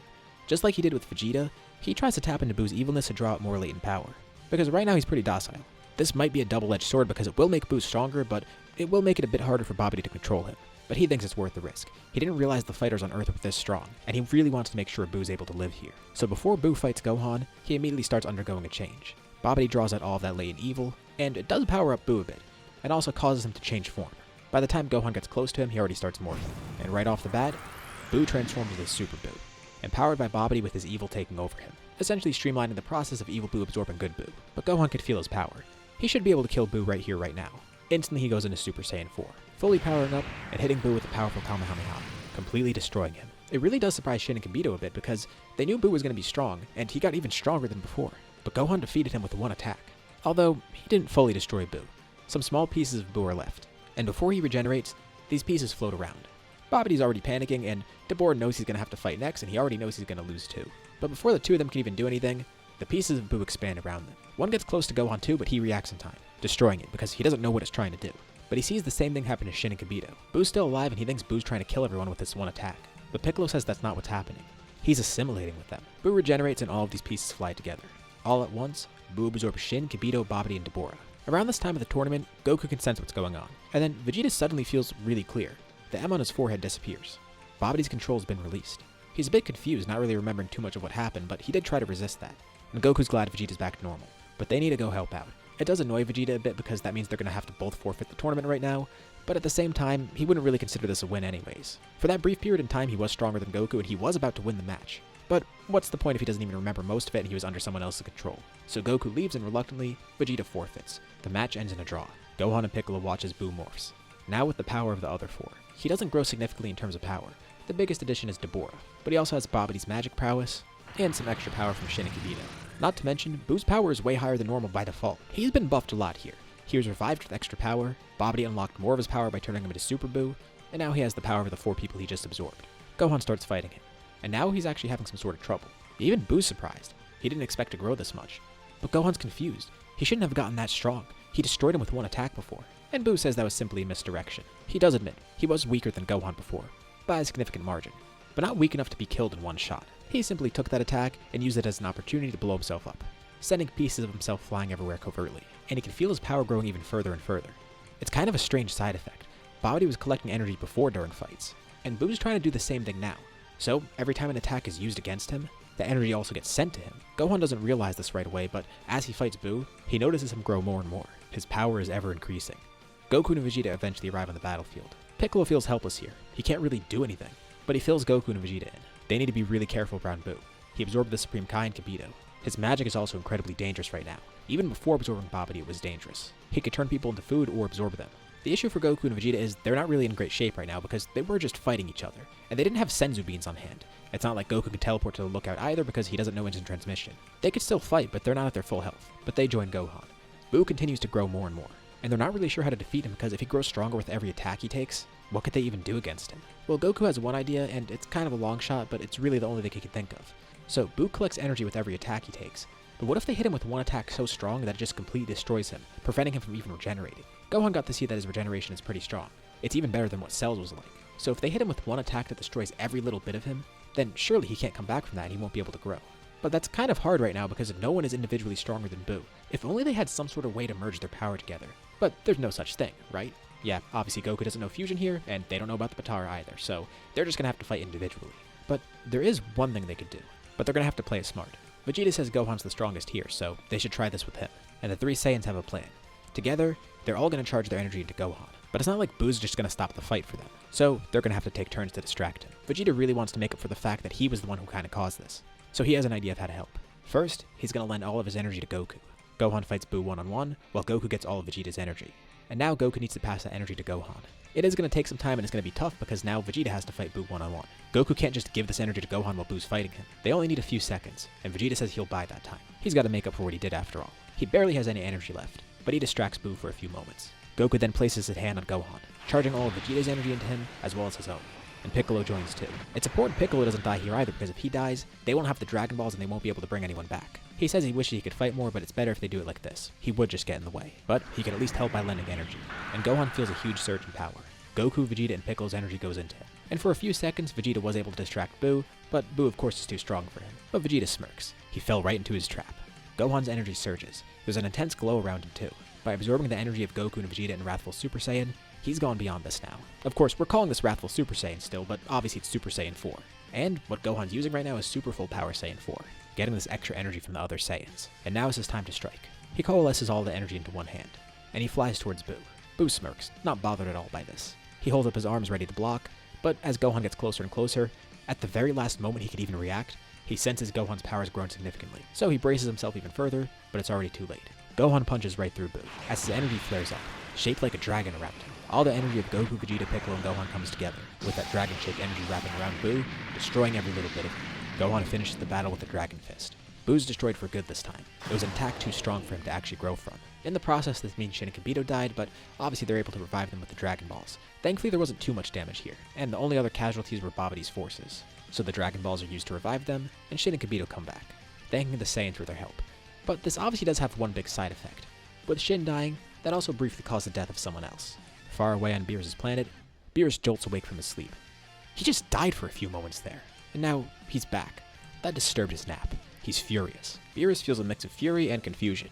Fury at the fact that Shin ended up dying and someone killed him, and confusion as to how it even happened. Well, he was asleep this entire time, so Whis tells him maybe he should have been more aware. He tells Whis to stop joking around and just figure out what happened. Whis also, of course, temporarily became inactive, but came back the second Beerus came back. And he already figured it out. It looks like Majin Buu was revived on Earth, and Shin ended up dying there, then getting revived right after. Earth has a set of Dragon Balls, and they use that to bring him back. It was a good thing they had it, because otherwise Shin could have been dead permanently. So what happened with Majin Buu then? Well, Whis says a couple of Saiyans on Earth defeated him. Interesting. Beerus feels like he had some sort of dream about a Saiyan, but he can't quite put his finger on what it was. Weirdly enough, not too long after this, Beerus' alarms go off. He was supposed to wake up around this time anyways. The Oracle Fish predicted that his rival would show up around this time. So maybe his death was no accident, although it was an unpleasant way to wake up from his nap. He's gonna have to go to Earth then, because he was looking for a Saiyan anyways, and he does want to see what power these mortals have. So a few weeks after Buu's defeat, Beerus ends up going to Earth on his own. Vegeta of course knows who he is, but nobody else does. And Vegeta's kind of freaked out by this. Beerus still is a bit frustrated, but he guesses he can't blame these mortals, because it was Shin who got in the way of Majin Buu, and he should have been a lot more careful. He'll have to berate him later. So he fights them. His rival is supposed to be a Saiyan after all, so he wants to see what they're capable of. He also does ask if they know anything about the Super Saiyan God, and they have no idea. They only know about the current form they have, which we of course know is Super Saiyan 4. And it is impressive. For mortal standards, it is really strong, but it's definitely not godly. Thing is, the Dragon Balls were just used, so it's not like they could just ask Shenron. They're gonna have to figure something else out. Also, even if they could ask Shenron about the ritual right now, this is only a few weeks after the Buu saga. They're not even gonna have enough people to do the ritual with because they would still need Pan. There's only 5 Saiyans on Earth at the moment, so no ritual regardless. But it makes Goku and Vegeta wonder if this is something they could train for. They've gone beyond their limits before. They've discovered new forms. And since they don't even know of the ritual existing, wouldn't this be the most logical route? They have to train for this? Unless this is something genetic or someone has to be chosen to be the Super Saiyan God, surely this is the best way to do it. Because Vegeta assumed that about the Super Saiyan at first, but no, it's just something you could train for. So what about Super Saiyan God? Maybe that's the exact same thing, although with different training methods of course. And Whis does wonder about that. Since they have no godly ki within them, maybe they just need to train with godly ki and they can unlock it that way. Beerus thinks it sounds too straightforward, but it might actually be that straightforward. And they don't really have anything to lose. Plus, while Beerus visits this planet, he tries some of the food out because he does that on every planet he's on. Turns out, Earth has some really good food, so another reason to actually just work with them. So Goku and Vegeta end up on Beerus' planet. After a while of training, they do actually get Super Saiyan God because this is how Vegeta got it originally. The ritual is a shortcut, but not necessary. Beerus gets to test out their power, and he's pretty content with it. This is a pretty powerful form, and it's not quite on his level, but it could definitely get there. Although, it's going to definitely take a while, because he really has to hold back a lot against them. Still, this is a pretty huge improvement. And the two Saiyans wonder if they can go beyond this somehow. And they already do have a couple ideas in mind. So, they already went beyond Super Saiyan by combining it with Wrathful. So naturally the next thing they're thinking is, what if they combine this with Wrathful? Or combine this with Super Saiyan? Something like that. They know they can combine forms, so they should definitely try this. And I believe this would end up leading them to a really weird type of detour. Because now, it's just a bunch of trial and error. First off, they try and combine Super Saiyan God with Wrathful. Although, this is kind of weird because the two forms are a little bit contradictory. Super Saiyan God is all about calmness, while Wrathful is about anger. I mean, just look at the name. But maybe there still is a way to get this to work. And basically, just to test it, they try it. And I'll tell you guys right now, this form is not going to show up a lot. This is just something I feel like they would try out, and it would be a stepping stone to Super Saiyan Blue. But before Super Saiyan Blue, they combine Wrathful with God, and they get a form that we'll just call Wrathful God. I actually did use that name beforehand for a completely different form, but here it's just the combination of Wrathful and Super Saiyan God. Like I said, you won't be seeing this form a lot, it's kind of an intermediary form, and they're basically just trying it out just because they can. Think of it kind of like Grade 2 and Grade 3 of Super Saiyan, stepping stones towards something else. For a brief period, Wrathful God is their strongest form, although it's not really easy to maintain because Wrathful and Super Saiyan God kind of contradict each other. But the power that comes with it is pretty nice. Naturally, the next step is to combine Super Saiyan with Super Saiyan God. And unlocking Wrathful God actually gave them a nice jump start.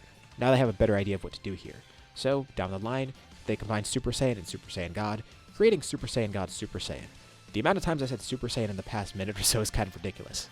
But they have Super Saiyan Blue now. That's all you need to know.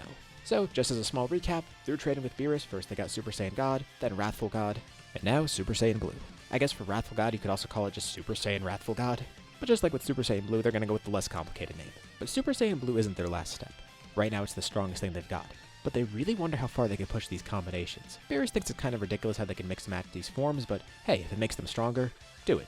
Although he's not really sure if combining 3 forms together is going to work out because that's what they're planning next. The next step? Combine Wrathful Super Saiyan with Super Saiyan God. Hypothetically, that form would be called Wrathful Super Saiyan God Super Saiyan. The most ridiculous name they've encountered yet, but only because they haven't discovered Super Saiyan God Super Saiyan Evolved. Come on. Like, talking about all these form names, man, it's a lot. Anyways, what they're trying to do now is easier said than done. But imagine the power that could have. Super Saiyan, Super Saiyan God, Wrathful, all in one working harmoniously. Beerus is pretty impressed with their growth though.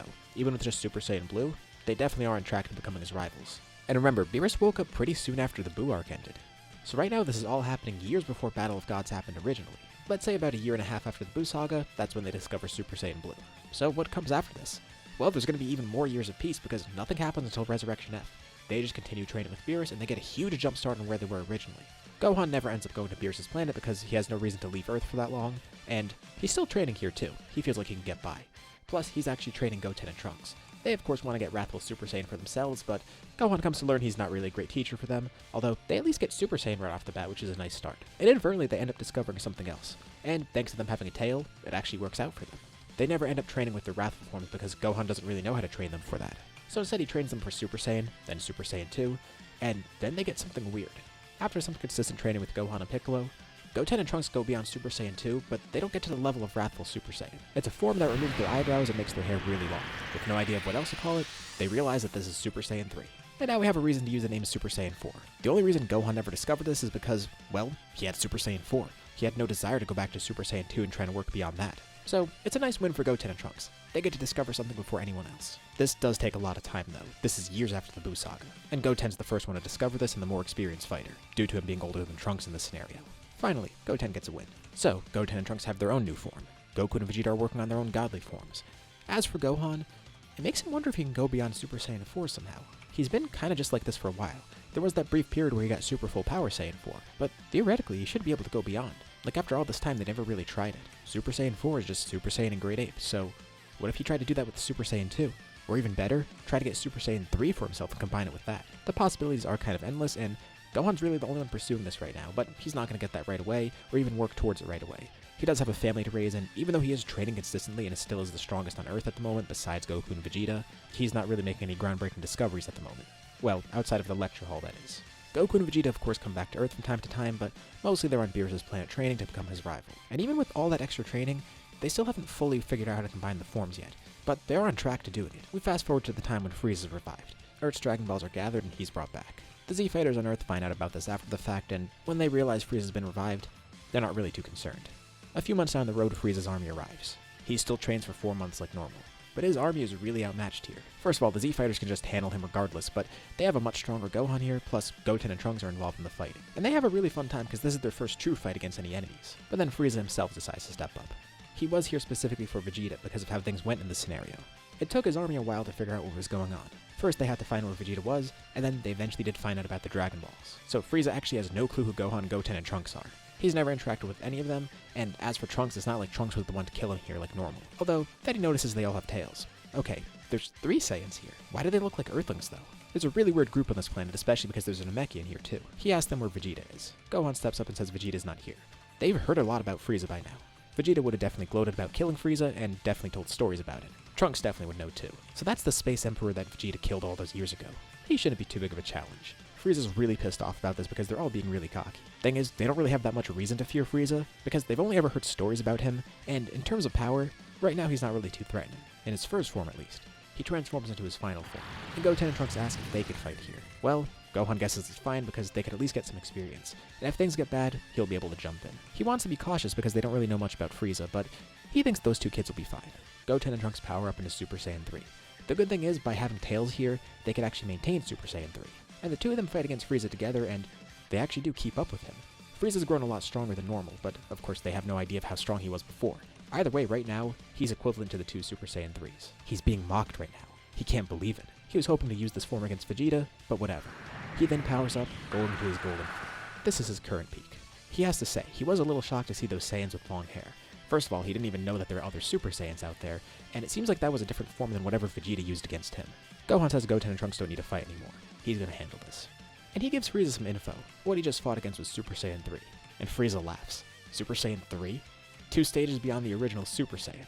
And that's no match for this golden form right now. So what makes this random monkey think he could win here? This is also the first time he's called monkey by Frieza. He assumes that's some sort of insult for Saiyans, but he wouldn't know. But if Frieza wants to see a monkey, he'll show him one. Gohan then powers up, saying he has a form even stronger than Super Saiyan 3. And he reminds Frieza, he was just fighting some kids there. they're not nearly as strong or as experienced as Gohan is. For the first time, Frieza sees Super Saiyan 4. At first, he just laughs at it. Wow, he took the monkey thing seriously. What is this, just using the grade 8 form without turning giant? Gohan says that's actually a pretty good guess, but not quite. It's actually that combined with Super Saiyan. So much more potent. Gohan then vanishes from Frieza's sight, moving too fast for him to see. Again, they don't really know what they're dealing with Frieza here. Gohan does want to be more cautious, but he still has to kind of feel things out because he doesn't know how dangerous Frieza is. But he lands a single attack on Frieza, and right after that, he can see there's a big gap in power. Super Saiyan 4 Gohan is stronger than Frieza at this point, even in his golden form, and it staggers him right away. He can't handle it at all, and a little bit of Gohan's cockiness shows. What's the matter? He's getting humbled by a monkey right now? That's kinda lame. Frieza tries to counter with another attack, but Gohan's too fast for him. He hits Frieza with his own attack. Frieza then tries to parry that attack, and Gohan just takes it head on, completely unfazed.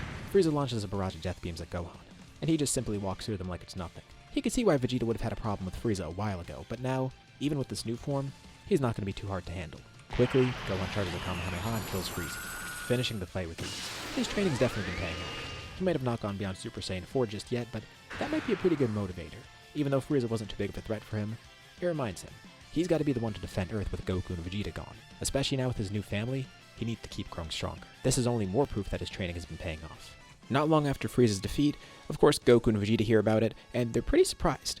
Of course, Goku doesn't know anything about Frieza besides what Vegeta told him, and as for Vegeta, he's surprised that he came back in the first place but also was that much stronger. They actually were able to sense it from Beerus' planet.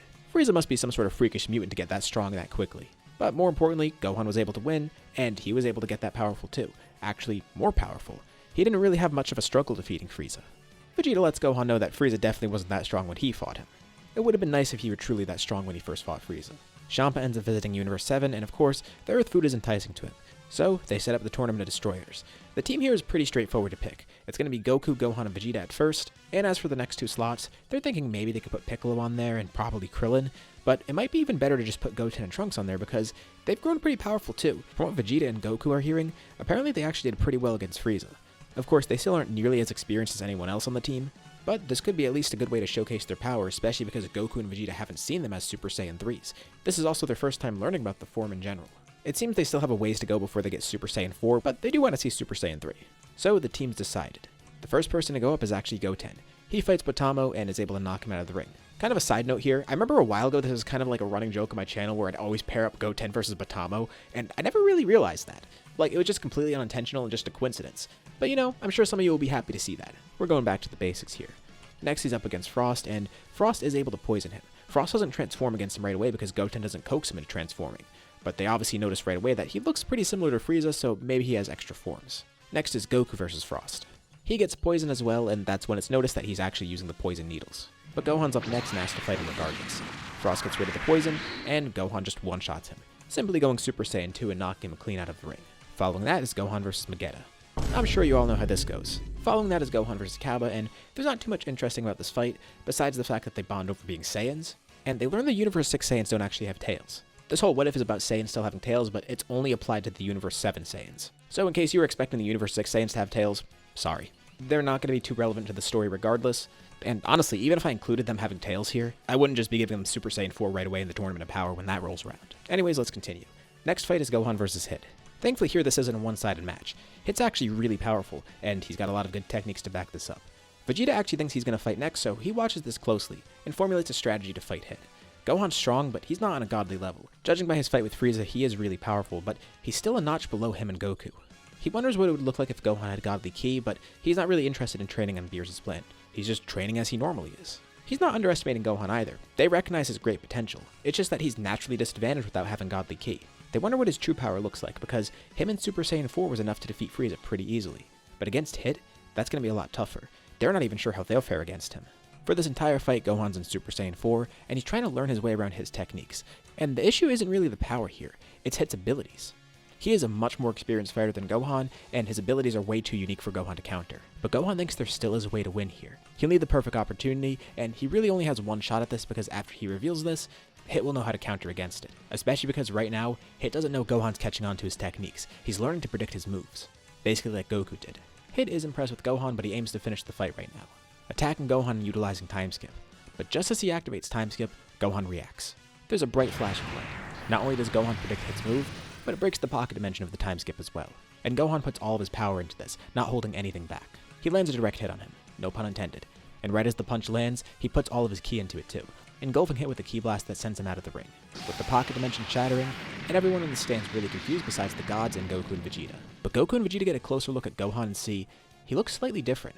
Plus, his powers increase dramatically. It still looks like he's in Super Saiyan 4, but there's sparks of electricity around him. His hair is slightly sharper, and his fur looks like a slightly different color. It's not a major change, but they could tell it's definitely a change. You know, those sparks of electricity remind them of Super Saiyan 2.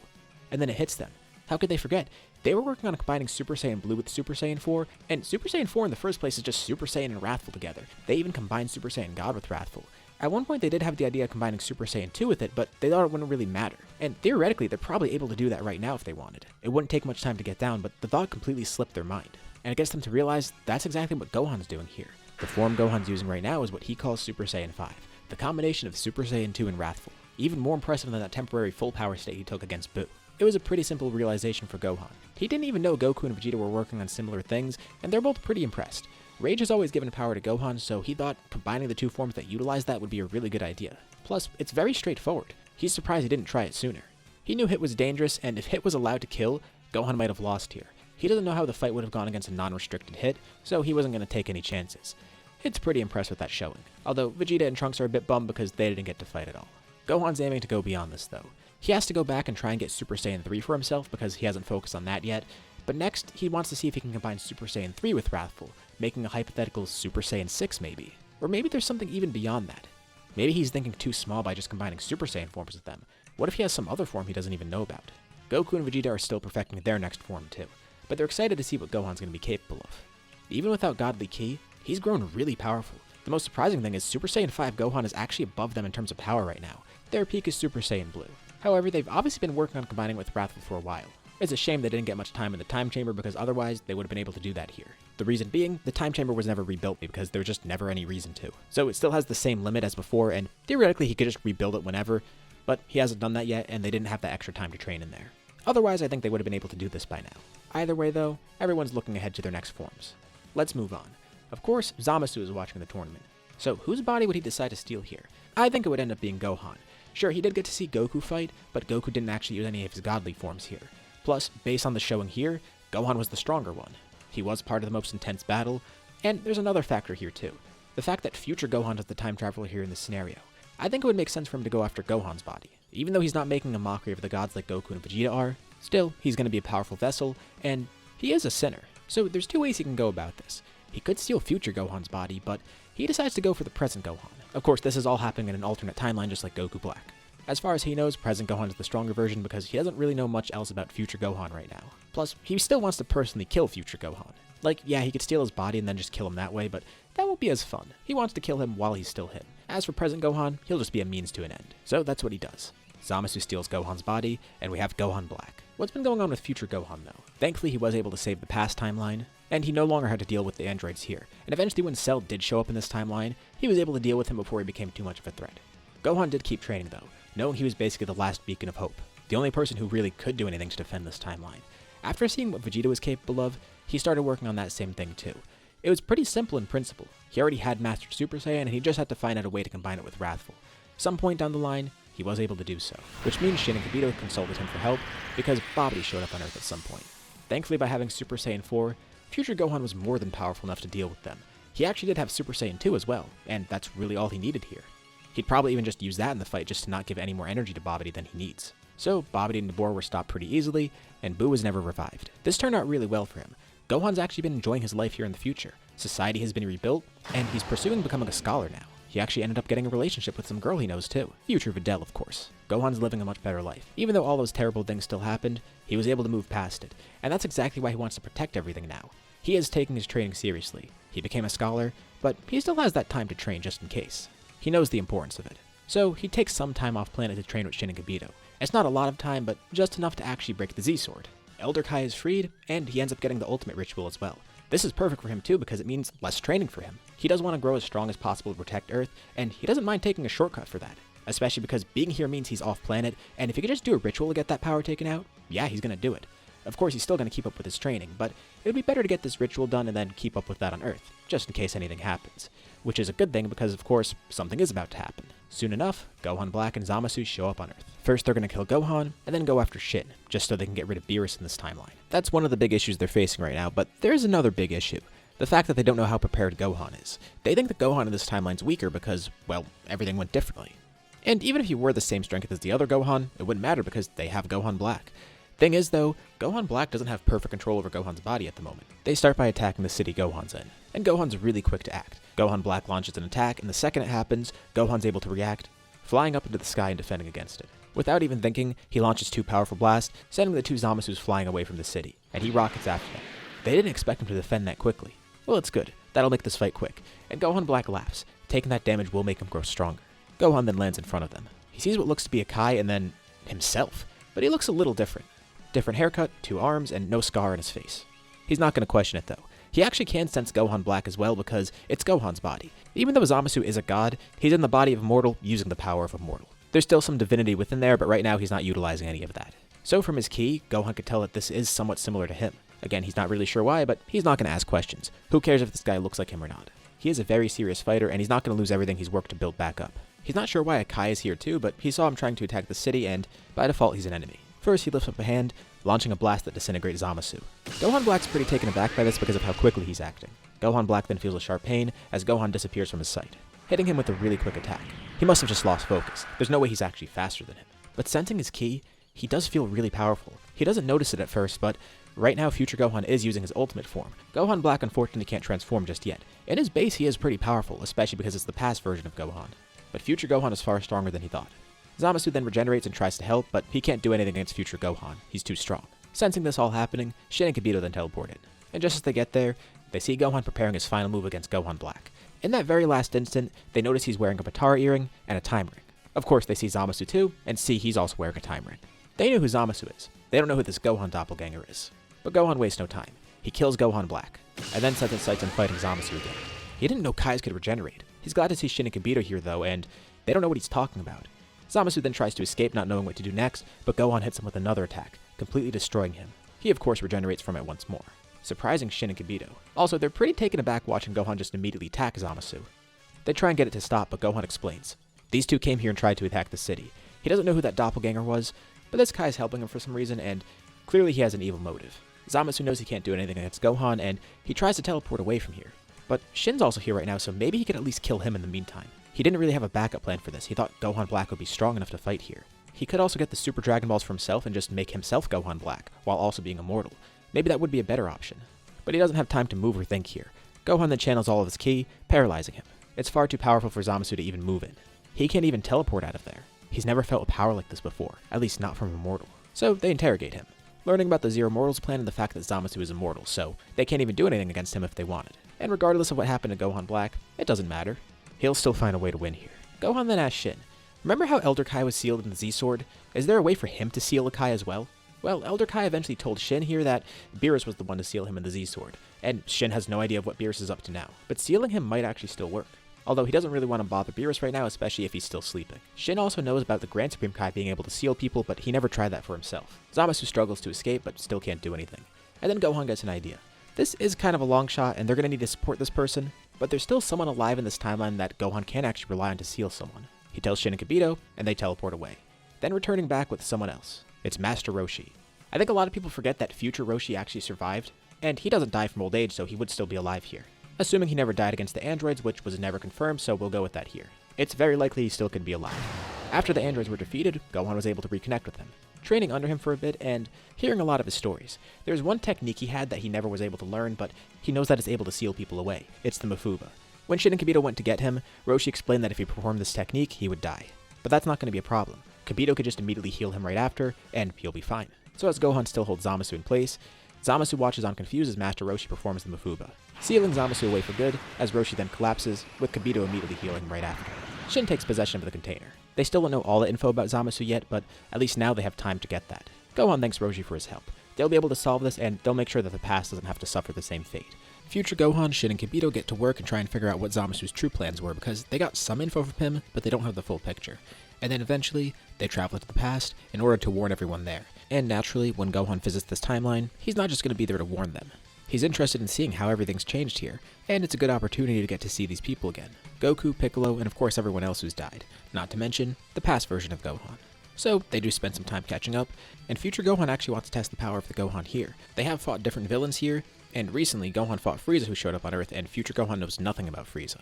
And they might have even gone down different paths in terms of strength. Future Gohan also learns of the existence of Super Saiyan 3, and now they're calling Wrathful Super Saiyan Super Saiyan 4. Not that he uses that form much anymore anyways, because now he has his ultimate form. He showcases that, and then present Gohan shows off Super Saiyan 5, the evolution of Super Saiyan 4. The two have a pretty brief battle. Future Gohan has grown considerably in terms of strength. Actually, right now the two of them are pretty much dead even with these forms.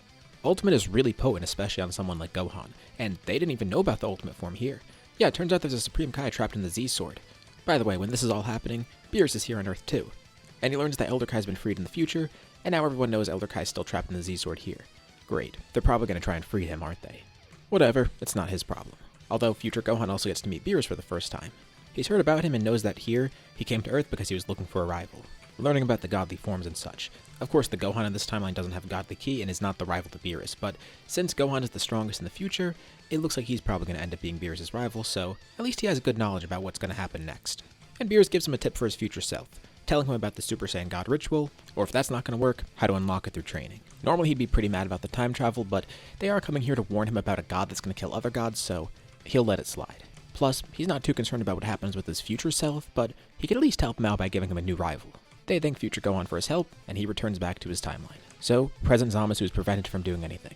Naturally, about a year down the road, the Tournament of Power is going to be planned. Of course, there's only one Zeno, so there's not going to be an exhibition match or anything, but this won't change the fact that the tournament's going to happen because he saw the Universe 6 tournament, and he's interested in that. Especially without another Zeno, he'd probably get bored even sooner than normal. But whenever the Super Dragon Balls recharge, that's when he does it. So now Universe 7 needs a team of 10. Well, they have Goku, Vegeta, Piccolo, Gohan, Krillin, Roshi, Tien, Goten, Trunks, and now they need a 10th person.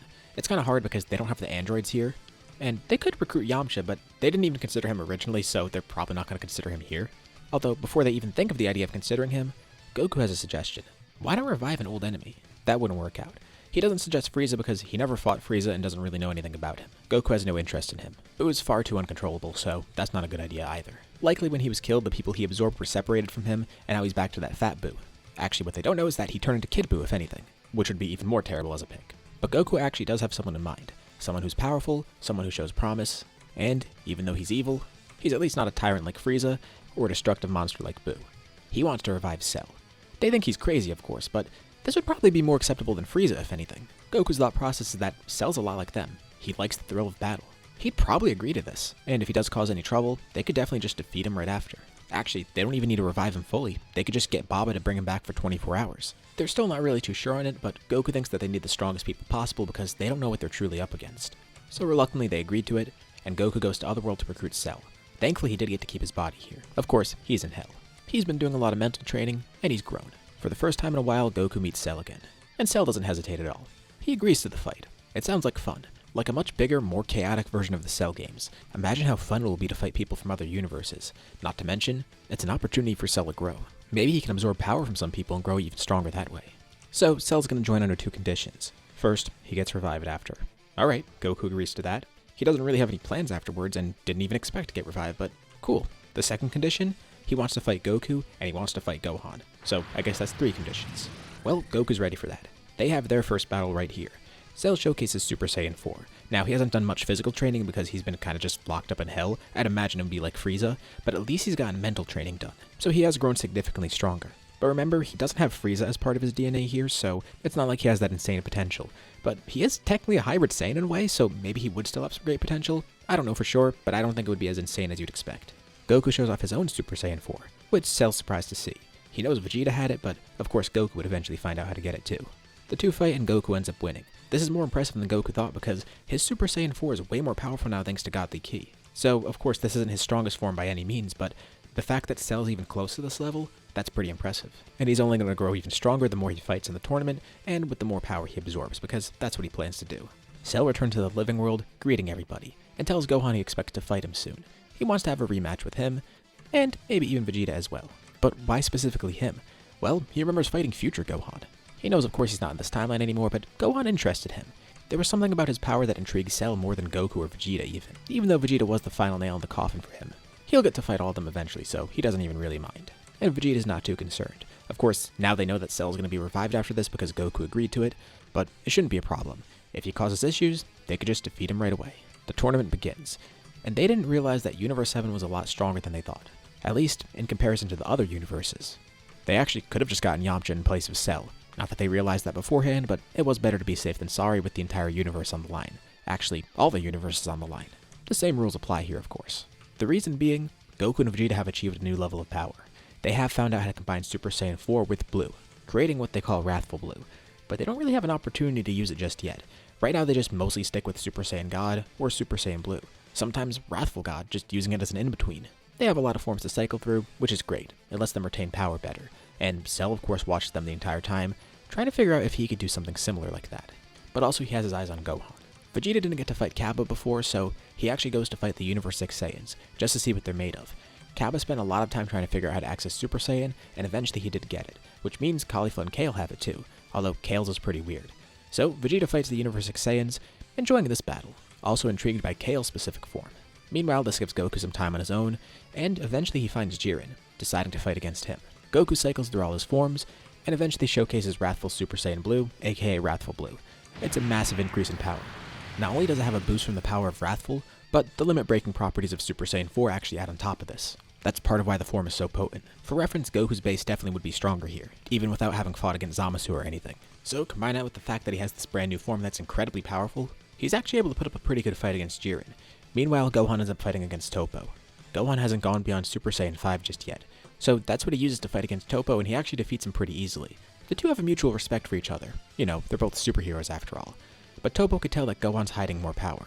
He was going to try and go back and get Super Saiyan 3, and then work on an eventual Super Saiyan 6, but there's something deeper that he wants to unlock. He's been so focused on his Saiyan side that he forgot about his human side. He has a feeling that there's something locked away deeper within him, and if he unlocks this, it'll be his strongest form ever. But that remains to be seen. And of course, Cell's watching this entire fight, intrigued by Gohan's power. Cell spends some time fighting too, and a lot of opponents go after him so he doesn't even really need to try. And he tries to copy techniques from people. Some of them have pretty interesting powers, so he tries to utilize those for himself. And one way he could do that pretty easily is just by absorbing their power, basically absorbing their DNA into his.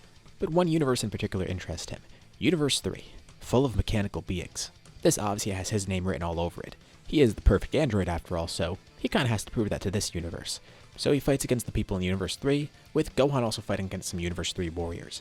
And eventually that leads Cell and Gohan to fighting together. And Cell reminds Gohan, after this they're gonna have a rematch. He wants to see that Super Saiyan 5 form put to use. Gohan could tell that Cell is a lot stronger than before, but still not on his level. And he asks Cell if he's really sure about that. And besides, if he plans on destroying Earth or anything, he's not gonna let it happen. Cell says Gohan hasn't changed. There's nothing to worry about. He's just focused on the thrill of battle here. Well, Gohan's focused on the entire universe being at stake. Universe 3's warriors eventually merge, creating Aniraza.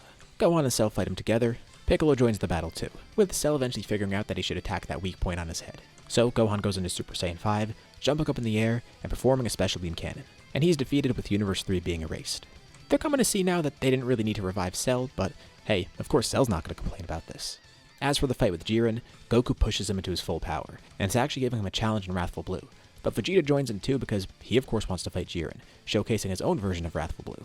The two of them are pretty much dead even right now in terms of power, and with them fighting together, Jiren can't handle it. They would prefer fighting Jiren alone, but they're going to have to break their limits before they do that. Which of course is the point of this entire tournament for them. So for the first time in a while, the two Saiyans fight together, fighting in perfect synergy, and with great power behind it of course. Together they're able to defeat Jiren. And slowly the rest of the other universes are eliminated, with Universe 7 being the victor. Gohan's probably going to end up being MVP because he's not eliminated, and he got a lot of eliminations. Plus, he was probably selected as team leader in this scenario too. And I feel like he would make the same wish to revive all the other universes. He saw that there were a lot of other good people in this tournament, and it's not right to just let them be erased. There's other warriors with families just like him, and principles just like his too. And with him being a superhero, it's only right for him to bring them back. As a gift, instead of using the Dragon Balls, Beerus has Whis revive Cell. Beerus actually finds Cell pretty interesting, wondering if maybe he could be a good motivator for Goku and Vegeta because they're getting really strong, and he doesn't want them getting too cocky. Plus, Cell's not a major threat because not only is his power lower than Frieza's, but unlike Frieza, they're not too concerned about him trying to take over planets or whatever. He just likes to fight for the thrill of it. And yeah, he's a destructive force. But again, if he is a problem, they'll stop him. Goku knows he likes fighting and he's not hell-bent on domination or whatever. And now Cell wants to explore the multiverse. maybe even hold his own Cell games. The Tournament of Power was fun after all, but his games could be even better, like if he makes an improved version of the Cell games from before. He's sure he'll see them eventually. He then places 2 fingers on his forehead and teleports away. This is a new thing he learned from the Tournament of Power after he saw Yardratian do it. It's instant transmission. Well, hopefully he doesn't cause any issues. So what's next for Cell? Now he's out in space. He kind of wants to explore the multiverse and see if there's any other strong warriors. But first he's going to explore this universe because he never got the opportunity to do that, and now that he could just teleport places, that'll be fun. He just locked onto a random key signature and went out there. A few months go by and eventually, he finds something interesting. There's a really strange power out in space that's just all alone. He teleports over to it. It's Moro. He ends up on Moro's ship. He just recently escaped prison. Of course, it's not like the two are going to get along. Eventually this leads to a fight. Unfortunately for Moro, he's pretty weak right now, and even though he can steal power, well, he's stealing it from Cell, who also has his own way of stealing power. But Cell likes Moro's version of it better. Moro tries to take Cell's energy, and Cell simply stabs him and takes it back. And then some, draining what little power Moro has, and then getting his magical abilities on top of that. He wasn't really too interesting of an opponent, at least not at the moment because he doesn't know what Moro is truly capable of. But you know what? This gets him thinking. This guy was a prisoner with the Galactic Patrol, so maybe there's a lot of other strong prisoners. So he tries to search for that energy, and eventually finds the Galactic Patrol prison. He's going to need a lot more power before he fights Goku, Vegeta, or Gohan again. He did promise to fight Gohan after all. And he does need his revenge against Vegeta too. So what better way to get stronger than to absorb some more people? Sure, he could train for this, but it'll take a while for him to catch up. And who knows how much further ahead they'll get. So he breaks into the prison, and the Galactic Patrol sees that one day, a lot of their prisoners are disappearing. They catch Cell in the act, but he's already done by the time they catch him. A huge chunk of the prisoners are gone. Anyone that Cell deemed as strong, well, they got absorbed. He tried to fight them for a little bit. And if anything, he's doing the Galactic Patrol a favor because they don't have to deal with these prisoners anymore. In his eyes, this is a good deed. And he laughs about it. The prisoners weren't particularly strong, but he did get some energy from them, and some of them had some pretty interesting abilities. And their various powers are now his. Notably, 7-3 is a part of him now, a fellow android, who can copy abilities much more effectively than Cell could before. And on top of that, he has access to magic now thanks to Moro. But he still needs to grow stronger, and maybe he could find someone else strong to fight out in space. So he spends some more time looking around, and one day he does come across a really strong power, deciding to teleport to it. After teleporting, Cell arrives on a brand new planet that he hasn't seen before. It seems pretty barren, but there definitely was a strong power that he sensed here. Currently it's nighttime where he's at, and he looks up in the sky and sees a moon. And after looking around for a bit, he instantly sees what he was looking for. There's a great ape. So there's another Saiyan out here. Interesting. Instead of going for that Saiyan's tail, he points a finger at the moon and blows it up. The Saiyan then de-transforms. The planet Cell's on is Vampa, and this is Broly. Paragus had a much harder time stopping his rampage when he transformed into a great ape. Now, cutting off Broly's tail or going for the moon would work, but the first time this happened, he cut off Broly's tail. His thought process was that he wanted to at least be able to transform into Great Ape if he needed it, so blowing up the moon wouldn't have been a good option. But he knew Broly's tail was going to grow back. But this ended up being a mistake because Broly ended up transforming later on, and this time, the only thing he had to focus on was Paragus. This was decades ago. In his rampage as a Great Ape, Broly ended up killing Paragus, returning back to normal and having no clue where his father went. For the next few decades, he stayed on this planet alone, not having any way off it.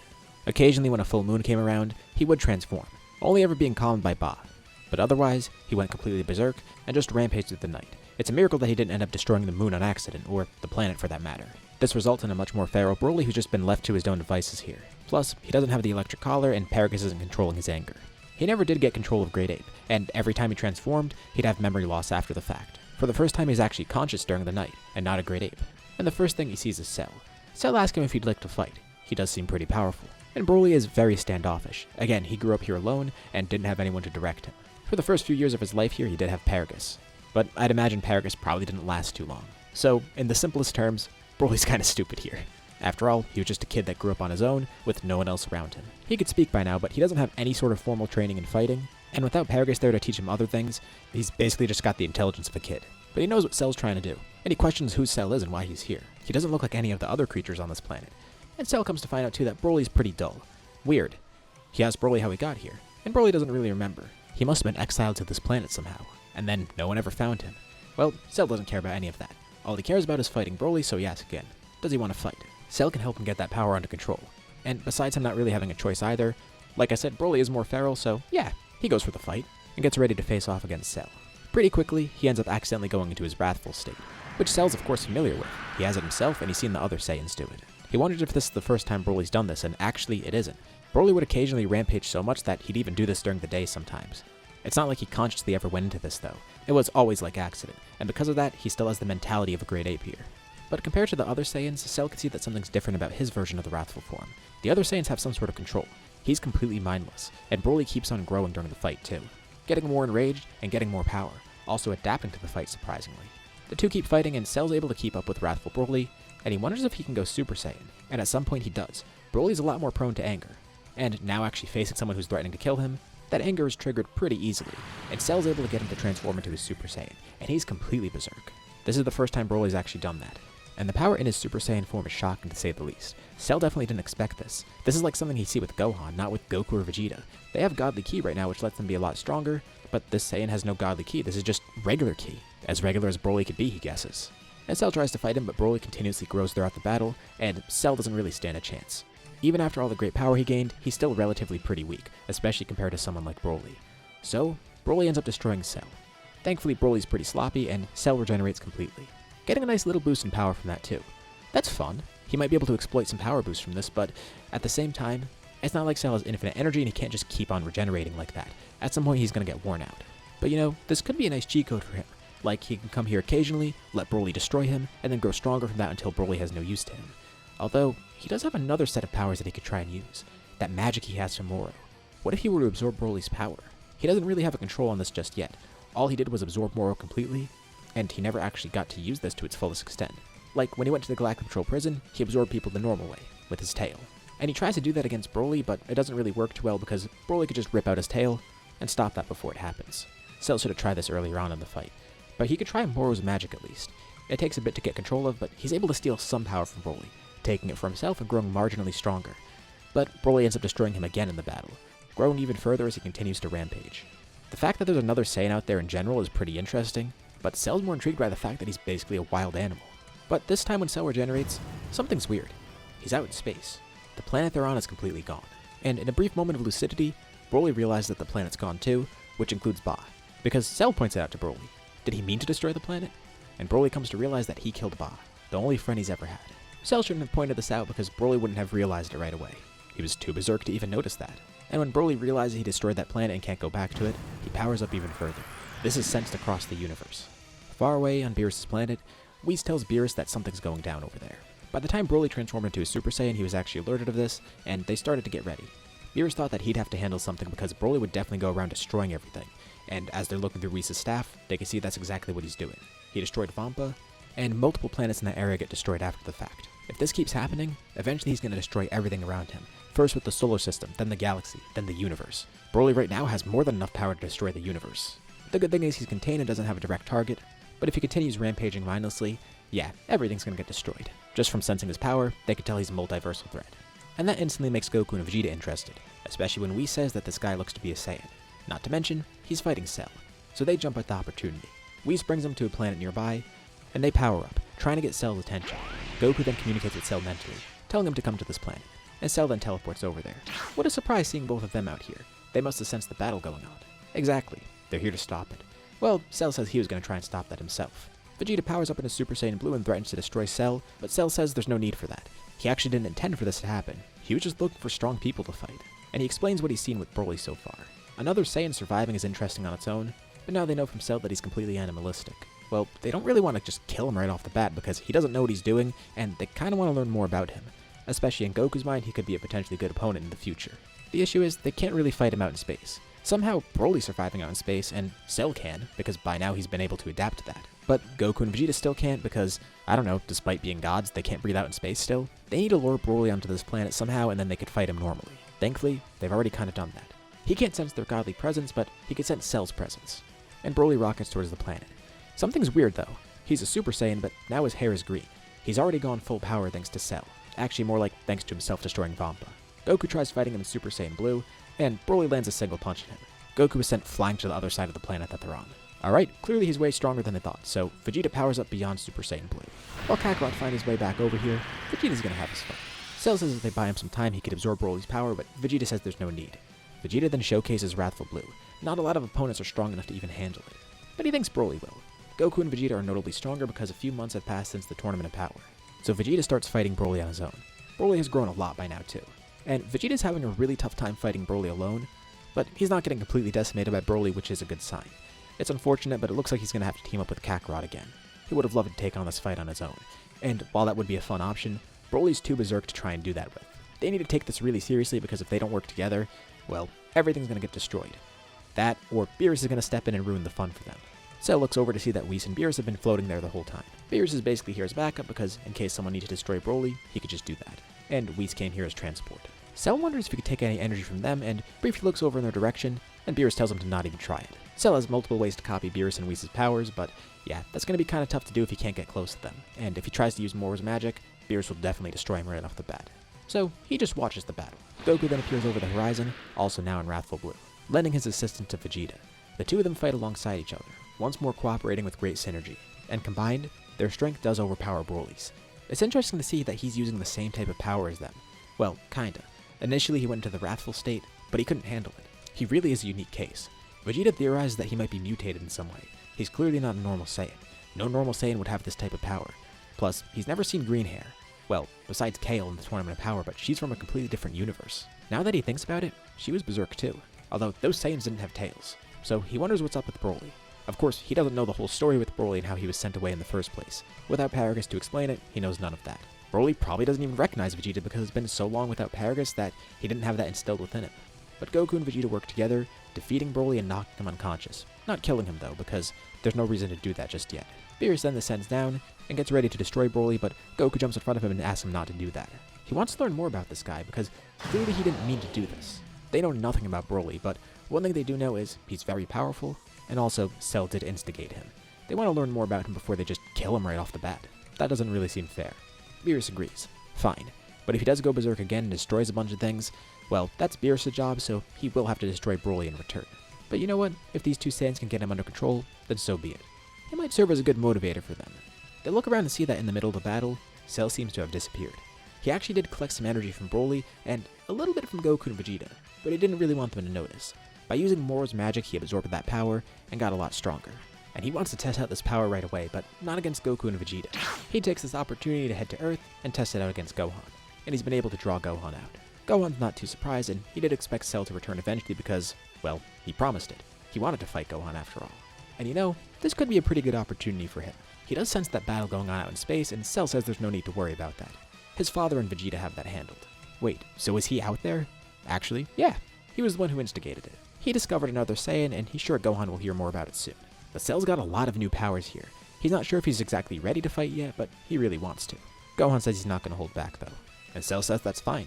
He needs to gauge his power anyways, especially now that he's gotten some of Broly's strength, as well as some godly ki within him. And Gohan wasn't lying. He doesn't hold back. He powers it. There's a huge surge of energy. What is this, Super Saiyan 6? He knows Gohan had Super Saiyan 5, but this power is far beyond that. It feels different. Usually that power that he felt with Wrathful, that's not there. But there's still an intense anger within this form. It's intimidating. Even before the Tournament of Power he was training for this. He even let Cell know that. He's completely neglected his non-Saiyan side, and Gohan was able to discover something deep within him, derived from his immense rage. And this is just Cell's luck, fighting another opponent with uncontrollable rage and power. This is Gohan's beast form.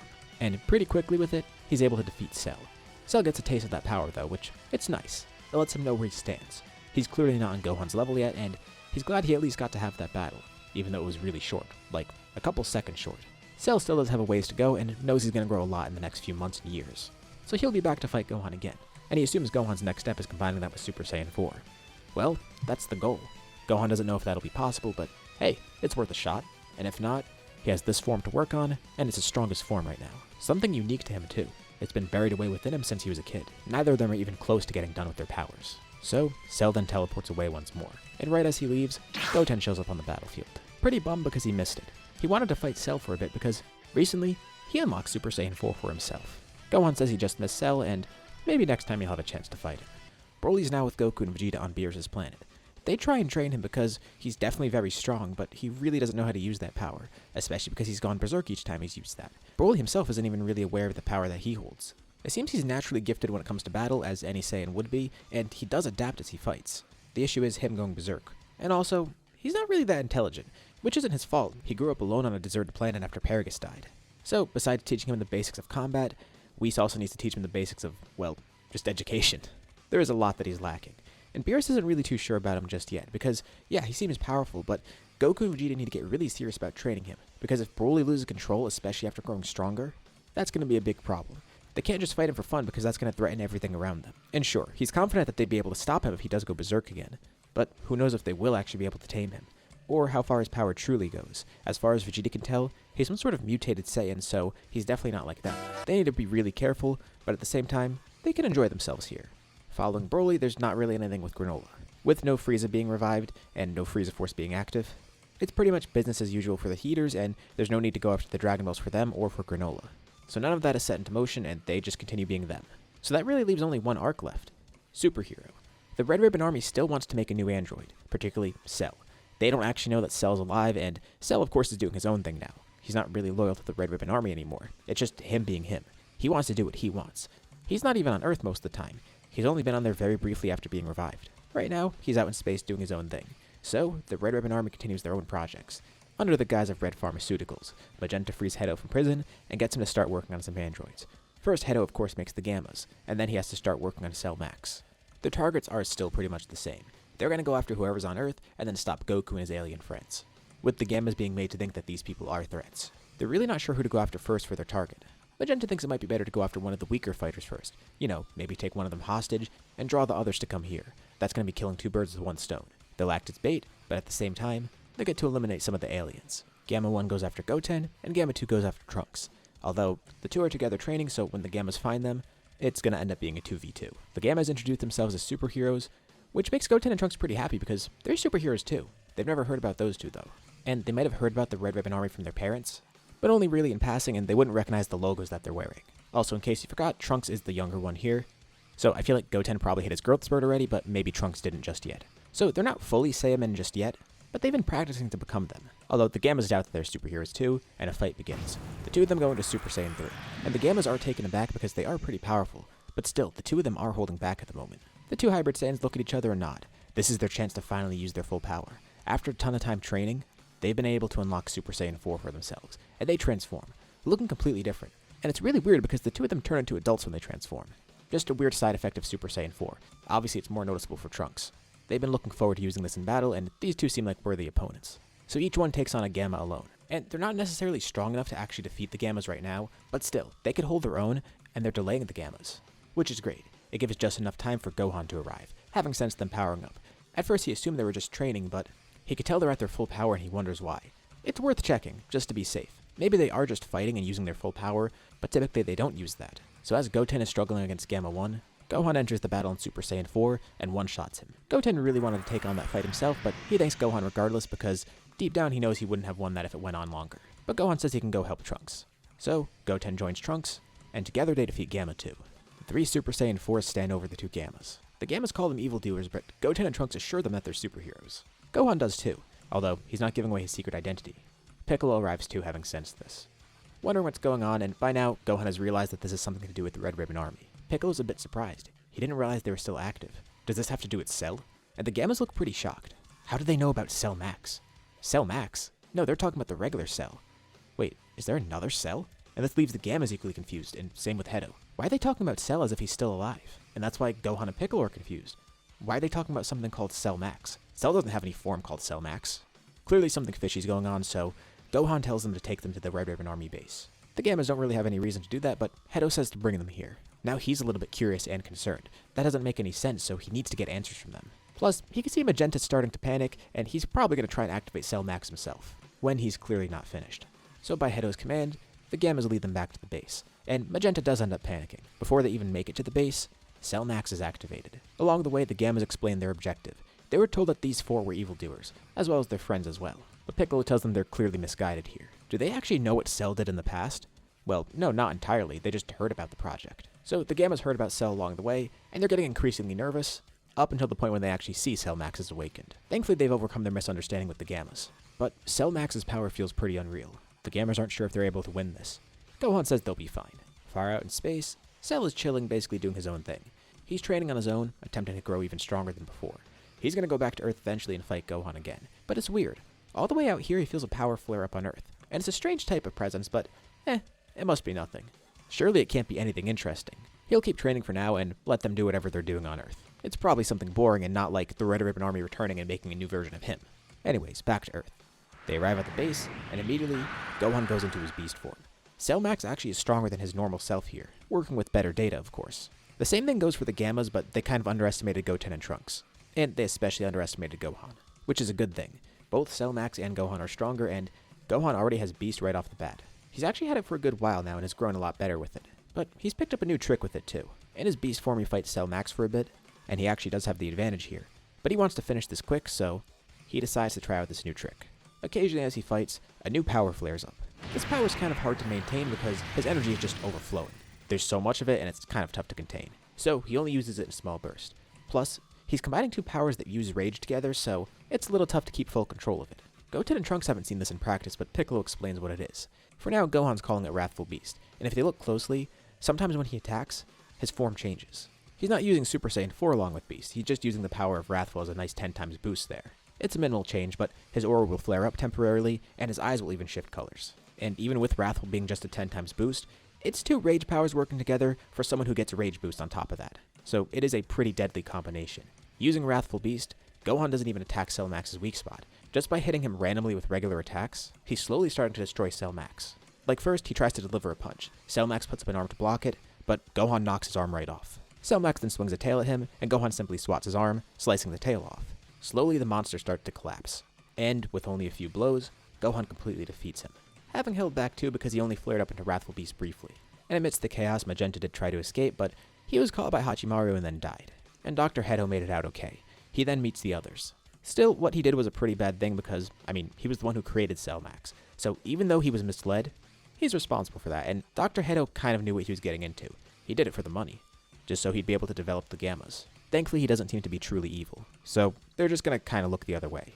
Goten and Trunks wish they got to fight here a bit, but Cell Max was way out of their league, and same for Piccolo. But hey, at least they got to test out their power against the Gammas. Piccolo's really glad to see how much they've grown. Goku and Vegeta have shifted their focus. They're now trying to work on their Ultra forms. By now I feel like Goku would have at least tapped into Ultra Instinct Omen, and Vegeta's working towards Ultra Ego. Each of which is obviously a very different path for them. As for Broly, he's been learning and adapting, and at least now he doesn't lose control. He can use his Wrathful form, and they've even gotten him to go Super Saiyan once. Which they were kind of scared of because the last time he did that, he was completely berserk, but now he's fine. Of course, they're not on Beerus' planet the entire time. Eventually they do return to Earth, and they bring Broly along because he wants to see it. And they came at the right time because when they're there, Cell then teleports in. He can't believe what he missed. And it's news to them too. Apparently there was another Cell here. Cell was really frustrated by it because it would have been a perfect opportunity to come back. That would have been great trying to fight an inferior version of himself. To think, they tried to make another Cell meant to emulate him. No one could emulate his level of perfection. Goku and Vegeta actually haven't been back to Earth yet, and they didn't hear about the fight. They did sense something going down though. So how does Cell know about it? He actually had come back to Earth a few weeks later, trying to fight Gohan again and still immediately losing. But he heard about the other Cell here. Gohan was the one who told him, and he actually did tell Cell that he's stronger than Cell Max at this point, which gave Cell a nice ego boost, although still not enough to beat Gohan. But now he's looking to fight them because he's been trying to track them down, but he can't just go to Beerus' planet. Not only is it tough, but if he did try to go there, he doesn't know how Beerus would have reacted to him. He finally wants to settle the score with them. His main targets were Goku, Gohan, and Vegeta, but now he's more focused on Gohan and Vegeta. Gohan was the one who showed a lot of promise, and Vegeta was the main reason he died all those years ago. So he could fight Goku later. For now, he wants to fight Vegeta, and he sees Broly's there. Thankfully, Broly doesn't remember a lot from his fight with Cell, so he recognizes Cell, but after he went wrathful against him, everything was a blur. Interesting. Cell will probably fight him later to see how he's grown. But Vegeta agrees to the fight and tells Cell he doesn't really know what he's getting into. He could die again, you know. And Cell laughs at this. He hopes Vegeta's not underestimating him, and Vegeta says he isn't. There's only one way to find out, though. The two begin fighting, and slowly they power up, showing off their full power. Cell doesn't really have any different forms here. He did have his version of Super Saiyan 4, but beyond that, there's not any significant transformations. He already is perfect, so his design wouldn't really change much when transforming, I'd assume. By now he has a lot of cool powers. He has Moro's powers, he has Godly Ki, he's adapting fast thanks to having some of Broly's power, things like that. But Vegeta has a new set of powers too, and one that really counters what Broly has. He shows off Ultra Ego. This is the first time he's getting to use it in a real battle against someone. Well, besides sparring against Kakarot. And when Vegeta uses this, he does have the advantage. Although, it's not a huge advantage. It's a hard counter to Moro's magic, and also Cell just absorbing his power in general, plus it can counter Cell's regeneration. So Cell is really careful against this because he doesn't know what to expect. But in terms of raw power, they are pretty close with Vegeta having the edge here. And the fight ends with Vegeta winning, holding his hand out, charging a Hakai. Vegeta tells Cell this isn't even his full power just yet. He's trying to see if he could stack this on top of one of his other forms, maybe combining with Super Saiyan 4 or even Wrathful Blue. and Cell laughs at this. They're really obsessed with combining forms. But he gets it. If he were like them, he would do the same. Stacking those powers on top of each other should be pretty fun.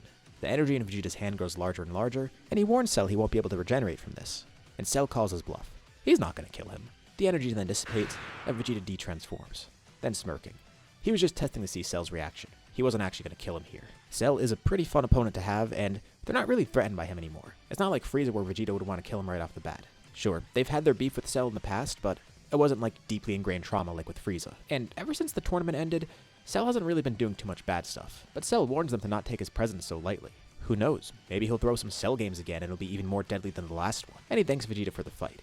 He tells Goku he's next though, placing 2 fingers on his head and teleporting away again. And Goku has the same mindset as Vegeta here. Cell being around keeps them motivated, because while they did find Broly, it's not like Broly's an enemy. And even though Cell's not some pure evil monster trying to take over planets and destroy everything, still, he is an enemy to them, and if they don't keep up, he'll eventually get ahead of them and it'll be too hard to beat them. And who knows what'll happen after that. Right now, he's just focused on training and isn't doing anything beyond that. So it'll be interesting to see where his training takes him in the future. But for now, Goku and Vegeta have new heights they're trying to get to. For the time being, Gohan is stronger than both of them. But they're going to get pretty close to passing him soon, especially once they get a full grasp on their current powers and maybe even combine them with the other powers they have. Not to mention, there's Broly. He clearly has a lot of power locked away. But with this arc coming to its end, it looks like we can end the entire series here too. What'd you guys think about this story? Leave your thoughts in the comments below. I'd love to see what you guys think. As usual, be sure to drop a like and subscribe if you haven't already. It really does help with the channel, and it shows me I want to see more videos like this. Anyways, thank you all for watching, thanks for supporting this scenario all the way through, and I'll see you all in my next video.